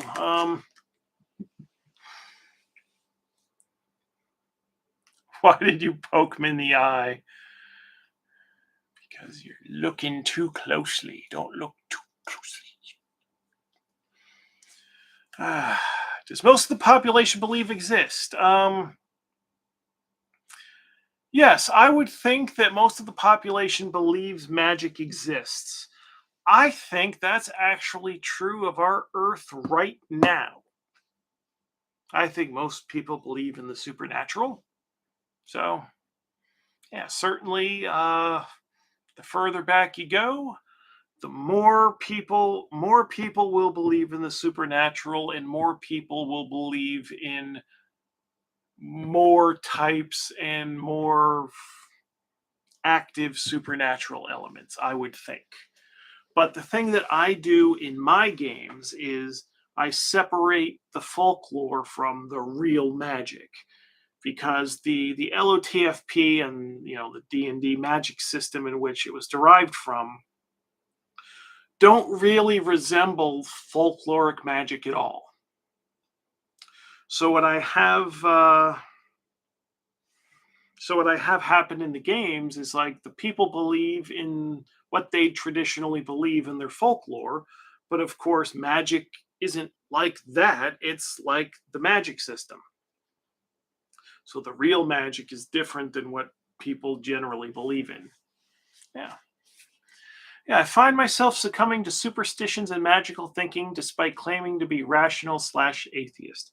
Yes, I can't walk by graveyards at night without getting all just alone. I think it's alone because, I used to, with my ex, walk the dog around graveyard, be at night. It wouldn't be a problem, but then there's other people jogging. But I remember, I still lived in Connecticut, so I was still a kid. There was this tiny little graveyard in between, like, all the houses and stuff. There's just this old graveyard, like hundreds of years old. And I'd have to pass by there alone, coming from a friend's house at night. And it just always creeped me the hell out. And I still have that creepiness. Sometimes I'm guessing it's just the floaters, but I'll think that there's someone in the room. Like the last place I lived in Atlanta, they moved out of in 2004. That building, it was an apartment building. It used to be a great big hotel. And I don't believe in ghosts. And I assumed that building was haunted. Figure that combination out. Uh, any Ouija board experience? Oh, this is super. Oh, yes. Um, the movie Witchboard in the 80s freaked me out so much that I moved back in with my mother from that last place in Atlanta. I moved back in with my mother in preparation for coming to Finland. And in the closet there were a bunch of board games, including a Ouija board in the room I was going to be sleeping, and I moved that board into another room. Why? I don't know. Was the Parker Brothers or whatever, buy it at Toys R Us brand a Ouija board, was it going to do anything by itself in the closet? No. Was it going to do anything if you took it out and used it? No. Is it going to do anything in the closet of the room I'm staying in that it couldn't do in the closet of the next room over? No. Did I feel better getting it out of my room and putting it in the closet in the other room? Yes. So, I'm fully aware that I share many of the same idiocies as a lot of other people. I am not in any way extraordinary as far as my rationality. That's, yeah.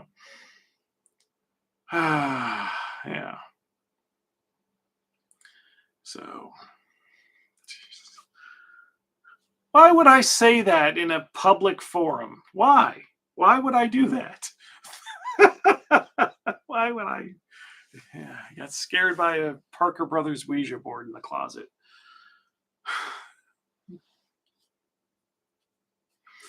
Okay, could you work in clerical magic by having the referee specific spells? Make that right, specific spells for the clerics, divine power giving. Okay, I know I've talked about this before, but just to recap, in my home games, I don't use cleric magic anymore. I mean, it's in the rule book for the same reason as the dwarves, the elves, and the halflings. It's like a compatibility thing, for the whole dream of the pan OSR where you can mix and match different things. But I've moved the cleric spell list into the magic user domain. And then, because the problem is, once you have cleric spells that work as cleric spells as in traditional D&D, you have defined for the players at least some part of the cosmology of your campaign, which I have now long thought to be a no-no. You don't want to do that. Are there any giant kaiju in LOTFP adventures? Earth Incubation Crisis. That's the adventure for you on that one. Thoughts on psionics? I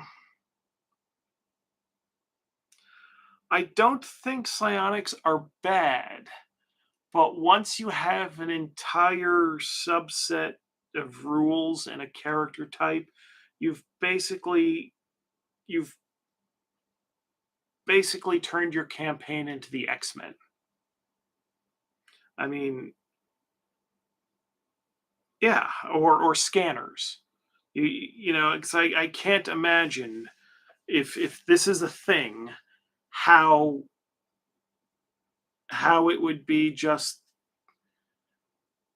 random people here and there with no overarching campaign ramifications. So it's not, sorry, just checking my email in the middle of a live stream. So it's not to say that psionics are bad or that I've never used anyone with psychic powers, but if there is a formalized psionic system, to me that would imply a much greater network of psychic people out there. I don't know, that's the problem with a lot of these rules. You want to have cool shit. You don't want just your humdrum everyday realism in your campaign. But then you do this cool thing here, that cool thing there, and suddenly, if players get a hold of this, and then it's all over the place in the campaign, it's difficult to get players to really interact with the normal world as if they were normal. And that shouldn't be the default trajectory of a campaign, I think. And so that's a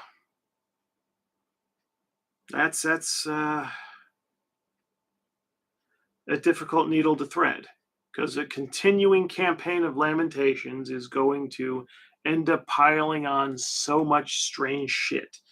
But then again, my interpretation of Lovecraftian insanity isn't that you just go crazy. It's just by understanding the universe as it really is in the Lovecraftian sense, you become unable to relate to people or society around you. So they think you're nuts. And the example I give, imagine Alex Jones.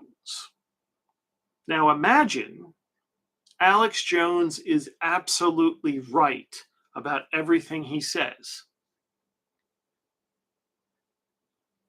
That means he's seeing a world that the rest of us refuse to see. And Alex Jones would be a Lovecraftian sanity zero person, as opposed to Alex Jones as he is, which takes something with a little kernel of truth and creates this big explosion of bullshit around it, and is not Lovecraftian insane. He's just fucking nuts. Yeah.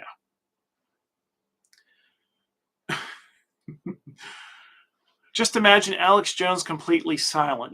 I don't have an imagination strong enough to imagine that man not talking.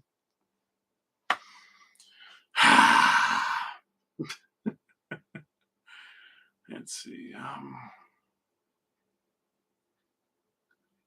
I often say that seeing the world as it is without the veil of propaganda is like seeing Cthulhu.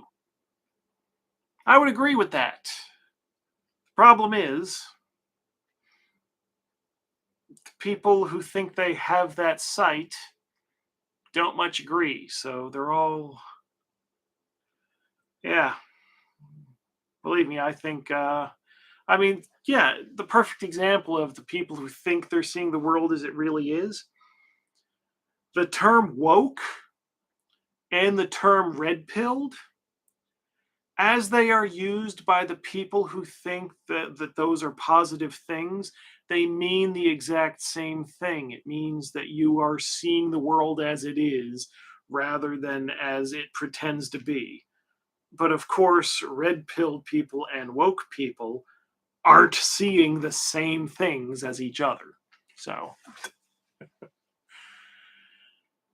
so in RPGs in general, not in RPGs in general. I would think specifically in LOTFP that if you start defining a cosmology, then the players are going to start using that knowledge, and that will require that everything that you do somehow fits in the greater cosmology. By never defining cosmology, then you can do what the fuck ever from session to session and not worry about how it fits into the big picture of metaphysical elements of your campaign. Doing that can work perfectly for example, how Lovecraft saw this cosmology is different than how Derleth saw the Lovecraftian cosmology. And I think if you start defining it too much, you start going towards Derleth or a lot of traditional fantasy, definitely D&D fantasy, where the cosmology is very set. And if you're wanting to do that, that's absolutely no problem if that's what you're wanting to do. just know that that's what you're doing. If you're wanting to keep it more mysterious, but you keep telling the players this is how it actually is, you're working against yourself. Yeah.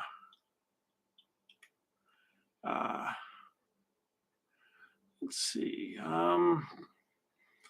Working on a video about how the way people think the world is influences their behavior more than how the world actually is. Well, good luck separating people out from, well, good luck getting people to realize that how they think the world is isn't actually how the world is, because by definition, they think that's how the world is. Coincidentally, Idea from Space is an LOTFP book that has both cosmology and psionics, sort of. Well, yeah, sort of, because that, well, yes, but I don't think of Zaxxas and I forget the other one. Can't think of it off the top of my head. I mean, I don't think of them as literally gods. I think of them as just aliens that have certain powers. And the psionic aspect of one of those gods imparting on their followers, it's a very localized phenomenon. At the moment the adventure starts, there's no reason that this is spread through the campaign world. It's just there for now. So, Manakata. There we go. Yes. Since you admitted getting freaked out by Witchboard, I will confess that to this day, the cackling, self-mutilating madness of Evil Dead's Deadites deeply disturb me. Love those movies. That's you see, I think that's one thing I think that separates a lot of LOTFP fans from a lot of LOTFP non-fans. The mindset of, oh, it deeply disturbs me. I love it. That if you think of, well, other media that way, movies, books, music, whatever, if you have that mindset that you can be disturbed by it and like that, then LOTFP can work for you. If something disturbs you so you avoid it, I would predict LOTFP would work less well for you. Yeah. Yeah, let's see here. Yeah, Evil Dead was pretty freaky the first time I saw it. Yeah, I can't remember. Did I see the first Evil Dead before I saw the second one? I don't remember. But if you see the second one first, I mean, that's a much different atmosphere than the first one.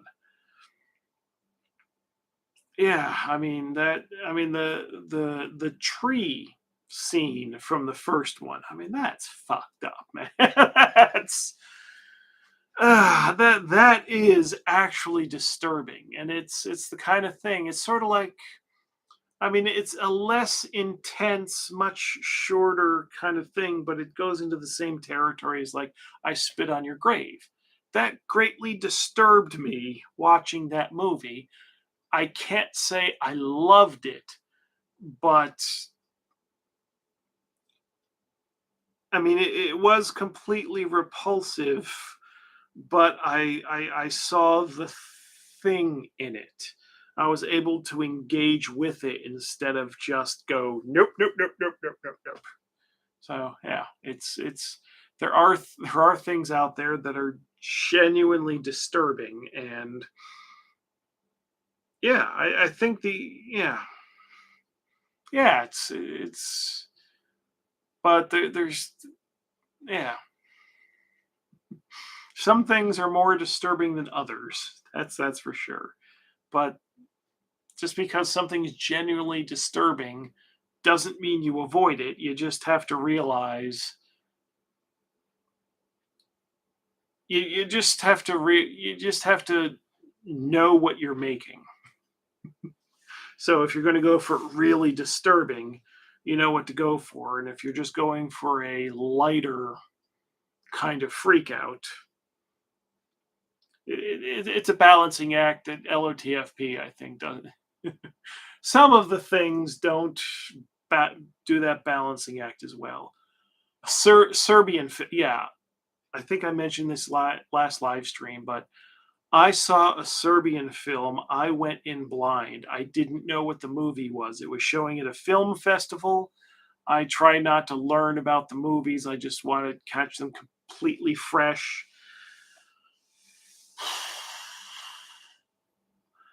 That's a hell of a thing to go into with no warning. Yeah. Yeah. Oh, goodness. Yeah. So that's yeah, I mean, I think Curse of the Daughter Brides from last year, I think that was an attempt of actually being disturbing and not being like fun horror or action horror. That was designed to be fucked up. Death Love Doom was designed to be fucked up. I mean, not as many as there aren't as many things in the LOTFP catalog as our reputation that would suggest that really go for the throat in that manner. But there are a few. The reputation is not entirely undeserved. Comfortable horror versus confrontational horror. Yeah. You see, it's hard for me to talk about this. Like the Evil Dead movies, I would assume anyone watching this live stream, if they have any interest, would have seen those decades ago. But my perfect example right now of comfortable horror versus confrontational horror, I'd want to talk about the more recent movie Barbarian, the one with Justin Long. Just came out second half of last year, I think, and it's more difficult to freely talk about that because it's fresher and it's on a streaming service, and it's very possible that a lot of you who might want to see it haven't seen it. So it's like, okay, I can't really talk about that. Uh, Faces of Death movie was disturbing. Yeah, I saw a few of those movies when I was a kid when we first got the VCR. Although, as I understand it, some portion of those movies are faked. But, but, when I was a kid, I couldn't tell. And I think mixing in real stuff with fake stuff makes the fake stuff more believable. I think that's kind of why Cannibal Holocaust, why the director had to, produce the actors in court to prove that it wasn't a snuff film. Because if you just watch the movie with just the special effects stuff, it's like, no, this doesn't look real. But when you're mixing it in with the real life actual animal killings that happen on camera, your mind is primed to accept it as more real. Yeah. Uh, Draw inspiration for real life. Real life can be effed up. Well, you've got to. The tricky part is if you're wanting to do something screwed up, it should also be playable. There's got to be the game in there. You don't just want to bombard your players with here's negative emotion. There's got to be something to actually do within it. There have to be choices that can be made. So that, yeah, that's another tricky combination there. Yeah. Yeah. Yeah, Henry Portrait of a Serial Killer was more disturbing than a lot of horror because it seemed plausible. Yeah, I was reading an article about that. It was a long time ago, where I don't know if it was at the premiere or some film festival. The director was there, presenting the movie, and after the movie, someone went up to him and said, "You can't do that," and his response was, "We just did." But yeah, the most disturbing thing about Henry Portrait of a Serial Killer is oh Jesus Christ. I'm very bad.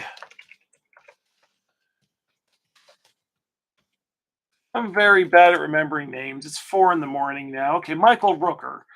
Yeah, the actor's name. The most disturbing thing about that movie is Michael Rooker in Guardians of the Galaxy 2 saying, Mary Poppins, y'all. And it's just that it's the same guy. And that's one of those things where I understand actors are acting, but sometimes people are so convincing in a role that it's like he's not really acting. He's doing well in that role not because he's a good actor, but because he's that kind of person. Which, if I met Michael Rooker, I would not treat him like a serial killer. But like what's his face that was from the first Dirty Harry movie? The villain in that one, how he said he had problems with people threatening him because people treated him in real life like his character, and it's just how would you treat a serial killer? From very far away. I don't, it's it's one thing. It's one thing if someone's killed someone, and that's bad enough. But if someone's actually a serial killer, as I understand it, they're not very normal.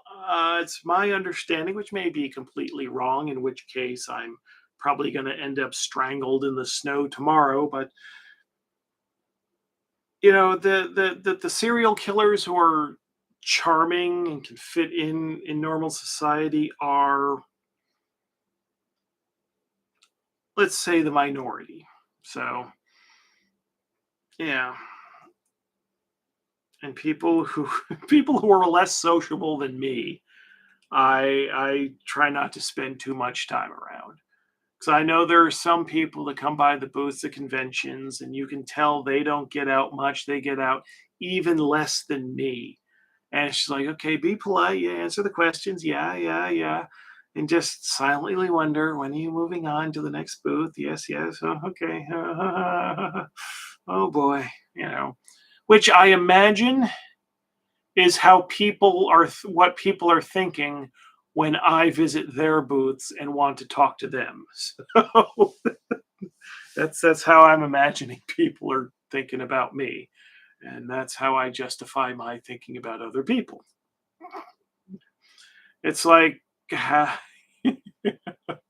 I'd have to think you attract some oddballs. Yeah, yeah, some, and yeah. Sometimes I've got horrible thoughts about people. Like when I'm going to the grocery store, it's just across the street here. Uh, I get furious when I'm stuck behind some idiot who's just shuffling slowly, looking at their cell phone. And I just think, I should just take their cell phone and smash it in a million pieces on the ground. It's like, no, you can't do that. So I'm just fuming because this person's an inconsiderate asshole. However, when I'm behind an old person who simply can't go fast and is just shuffling along, it's like I start getting the same thoughts, but then I'm like, oh, they can't help it. It's like justifiable annoyance. They can't help it. Which I'm now, the past bunch of months, I'm very glad I've always had that attitude because now I'm the old guy who can't move properly. So I'm glad that I was already giving people in my category a little bit of patience and grace. Not a lot, but enough to realize that they're not being an asshole. They're just slow. Ah. An LOTFP, NPC, and adversaries that are psychopathic in their thinking. Can you rephrase that question? I'm not sure exactly what you're asking. Uh,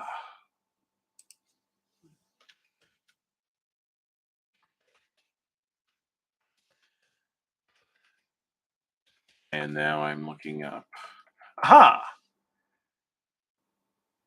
Henry Howard Holmes. Actually, I was not familiar with this guy. Con artist and serial killer. Ah, okay.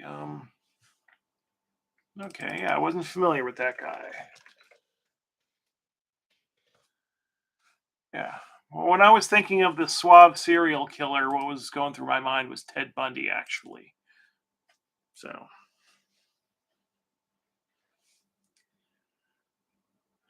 yeah, because I would think that most serial killers in real life, the neighbors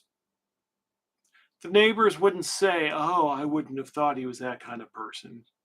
They would have thought, "Yeah, I always knew something was really fucking off with that idiot."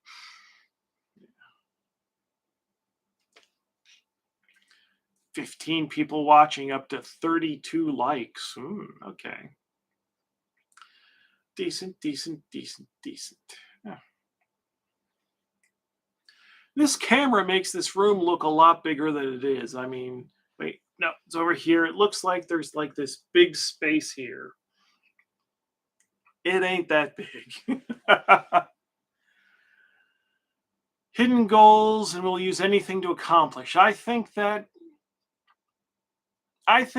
LOTFP magic users, NPC magic users, would be considered sociopathic or psychopathic. They've got their goal, the thing they want to do, and nothing is going to get in their way of getting it done. They'll any consideration they have will be towards whatever secrecy they need to continue with their work. And beyond that, then they don't give a shit. Yeah. That would be my thought. Do you realize I gave so little thought to starting this live stream that I didn't even get myself a glass of water? So, maybe we'll be wrapping this up in the next 15 minutes so I can get a drink and go to bed because it's after 4 a.m. here. So, I see magic users as narcissists, but I think it would be relatively difficult to fit one into a group of neutral players or lawful. Same old talk, I guess. Well, when I make suggestions about what magic users are like in LOTFP, I mean that can't apply to players.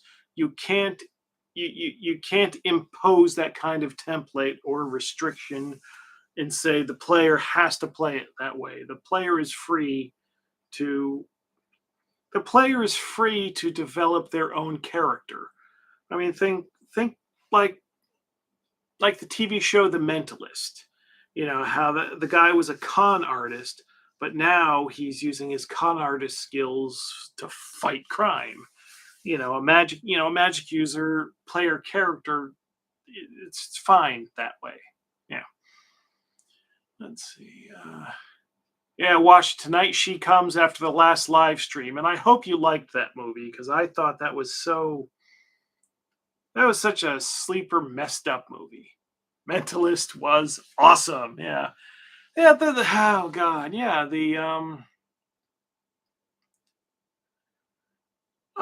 Yeah. There's something about like the Mentalist had this kind of character, House and House MD. These kind of sort of amoral protagonists they can live vicariously through. They say the things they wish you could say. They don't give a shit about the rules of the world the way you wish you didn't have to give a shit about the rules of the world. There's something about that kind of protagonist that I do like. So, yes, Tonight She Comes was great. Very good. Very good. Let's see. Just looking through my far too small LOTFP collection and found Towers 2. I had to shower and clean my entire apartment after reading it. I was so grossed out. Mission accomplished. Yes, very good. I mean, yeah. Both Jane and Mentalist and House were partially based on Sherlock Holmes. Well, the House was very explicitly so. I mean, Mentalist, maybe I just didn't. I wasn't a regular viewer of the Mentalist. I've just seen episodes here and there, so maybe I didn't catch any explicit clues. But Hugh Laurie's House was so explicitly Sherlock Holmes. Not that that's a bad thing. I mean, certainly was much easier to watch that than the actual U.S. version of Sherlock Holmes, whatever that was called. So yeah. Hugh Laurie is a serial killer. Now, if you ain't gonna do the work, I like the series Hugh Laurie is in, Avenue 5, I think it's called. The captain of the space cruiser.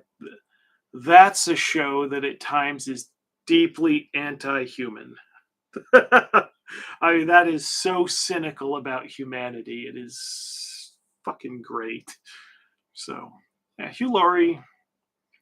I remember the first episode of House, and I was just, I could not process Hugh Laurie with an American accent. It's like, what the fuck? Yeah, Elementary was the U.S. one. I was U.S. Sherlock Holmes thing with Lucy Liu. Yeah, I tried watching that, and it's like, oh god, what is this shit? Just like I watched Sherlock, the BBC one, and I'm just like, oh god, what is this shit? House seemed to do it well because it was Sherlock Holmes without being Sherlock Holmes and thinking, oh, we gotta do all the familiar Sherlock Holmes things. And it's like, good. He's just solving the fucking mystery. That's what I want out of Sherlock Holmes. I don't want the big bad Moriarty and no. Solve a fucking mystery. Then move on to the next fucking mystery. That's what I want out of Sherlock Holmes. Why are horses 5-hit die creatures in Lamentations? Yeah, well, the next referee book iteration is going to lower the hit dice on all these things so that normal humans can kill normal creatures. It's my thinking now that like even tigers are traditionally 5-hit dice in Dungeons and Dragons is like that's way too much because like normal people kill those fucking things. Yeah. But as to why they're 5-hit dice, that was based on their size because they're big motherfuckers. And yeah, that was the thinking. I had created a formula, and so everything had to fit into the formula, even if it didn't end up making all that much sense. Yeah. Let's see. I absolutely love how magic is so dangerous in LOTFP. My players are always avoiding magic in dungeons. Yes. It is my humble opinion that if your players are loving finding magic stuff, you're doing magic wrong. They should be very worried, very worried. So, yeah,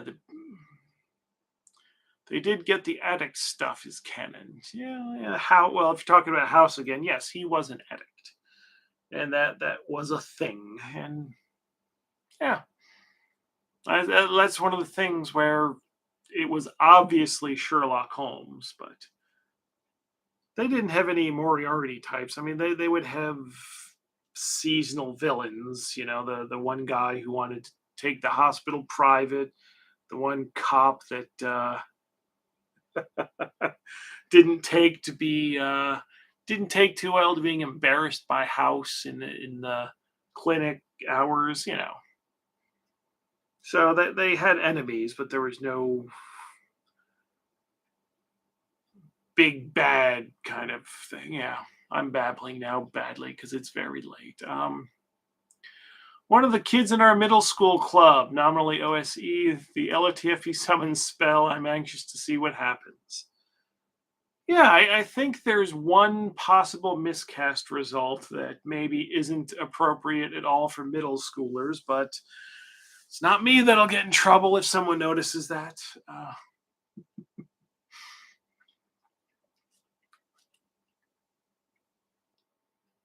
Anything else?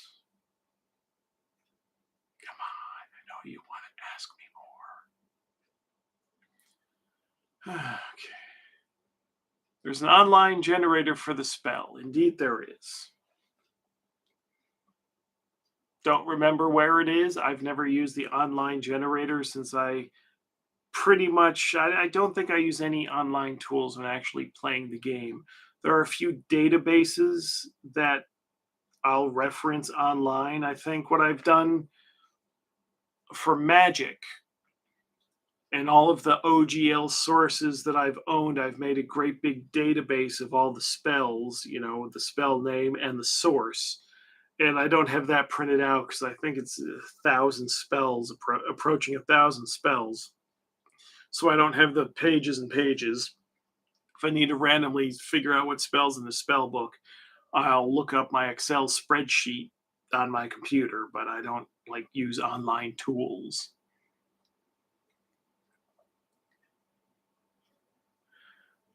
What does Duvanku mean to you? The cult. I don't know. It's just this ancient cult that's had its fingers in different things, and it used nasty magic. It's not. It's not. Basically, it just you see the dead sign. You know things are fucked up. That this isn't going to be your average everyday adventure, and I've got some lore in my head about what's going on, but it's not like a worldwide conspiracy or anything like that. It's just this old dangerous cult that when you stumble upon any of their old shit, you're in for some trouble. Uh, no, it is not a code name for Scientology. What does your regular game group look like? Is it an online one or an in-person one? Well, currently the only game I'm playing, I'm a player in, and that's online, and everyone else is in the States. When playing in person, it's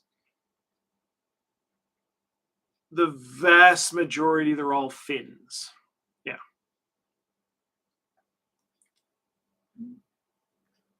Do I have a favorite published D&D setting? Would it be cheating to say a mighty fortress because it's the time period I deal with? I think I like Greyhawk. I know at the time, when the Forgotten Realms Grey Box was first published, I liked that a lot because it was so detailed. But that has so much lore baked in that it feels like it feels like I'm playing someone else's adventure if I'm wanting to keep it feeling authentic Forgotten Realms. Because at the time I was starting to read the novels and this and that, and it's like, okay, this isn't my game anymore. Whereas Greyhawk still felt open. It was more sketched out than filled in.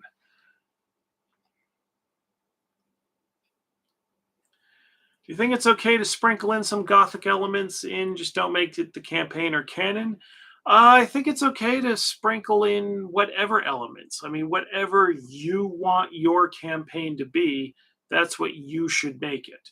I mean, the things that I say about what LOTFP is, what's best, that's my personal preference, and that'll be reflected strongly in the things I write, less strongly, sometimes non-existent in in the things other people write for me. But whatever you want in your campaign, whatever flavor, whatever dressing, do that. Do the thing, adapt and twist and change and destroy all the LOTFP elements in favor of what you want to do at your table. I mean, that's the bottom line there. Yeah. Yeah. Strip it for parts. Yes. I mean, it's always good when someone takes stuff as is and uses it and plays the adventure and everything just as it is. Always fun as a creator to see that, but these are tools for your game, and the emphasis should be on your.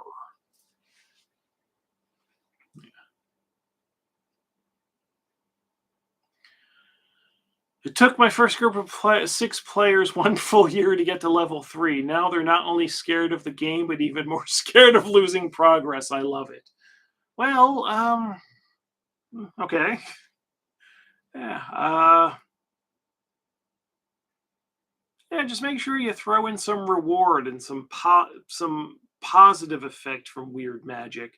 So it's always there's a debate and a choice to be made whether or not you should engage in things. If absolutely everything is just harmful shit, then that's going to teach them to never poke and prod.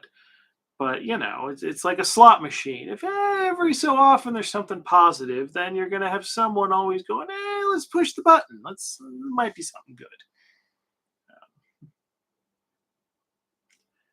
Yeah.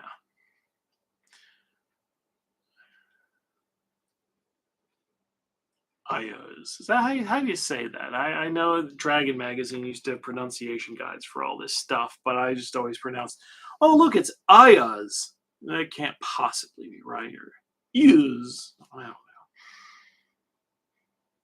Just reading the chat. I'm responding. If you're listening to this and it just sounds like I'm a mad person, I'm reading and interacting with the chat. So that's what you should be doing too. You need to have the chat up so you know what I'm talking about. So yeah, 4:25. I'm saying I'm going to give this 5 more minutes and go to bed at 4:30 in the morning because that's a very healthy thing to do. That's a way to get better and get well is to go to bed at 4:30 in the morning. But camera looks better. It's taken me 2.5 hours to confirm that. Of course. My life is. Phil, let's see. It's weekend. It's fine. I'm also in Europe. Yeah. Oh boy, what are you doing? Do I find France a particularly horrific place? Not really. I mean, France isn't special. Although what I've heard from travelers in France, and I know the airport's going to be different because it's an international airport in Paris. So they're used to people that have no intention of being in France. They're just passing through. But from what I've heard about people who have stayed in France for periods of time and how they react to people that don't speak French, if possible, I avoid transferring flights in Paris. Yeah. Yeah. What do you think of using the character funnel, using several zero-level characters, and the strong become the PC? I would actually discourage that because I think LOTFP works best when the players are fully engaging with the stuff. If they each have their little cohort of expendables, then there's no there. Not that a lot of people have a tight hold on their PCs and give a lot of shit anyway, but you want to encourage people to do so.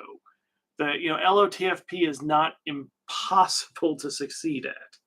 And I think it's better if they treat their character as their character and then engage with all the stuff from there. I mean, DCC's got a different atmosphere.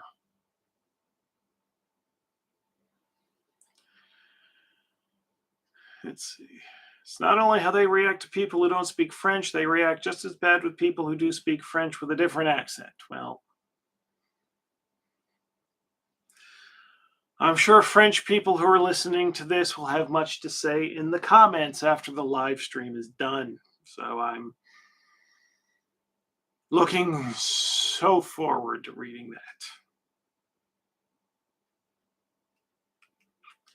So, 4:29, so I think I'll be wrapping up. If anyone's got any last minute questions, just kind of people often say the default setting of LOTFP is kind of 17th century France. Well, we have had some stuff in France. Terror in the Streets is in Paris, but we've had stuff in the Netherlands, Germany, and Britain, all sorts of places. So I wouldn't say it's definitely not consciously specifically France as the general default. So yeah. So those of you that have passed on through and had questions and interacted, I thank you. But I think I've had enough now. I am going to go to bed and thank you for your attention. Thank you for your interest. Look out for the announcement. I'll have it be a scheduled live stream the day that all this stuff is set to go on sale. And I will be describing and showing the books and really laying it on thick so you'll want to buy them all. So I'll talk to y'all later. End stream.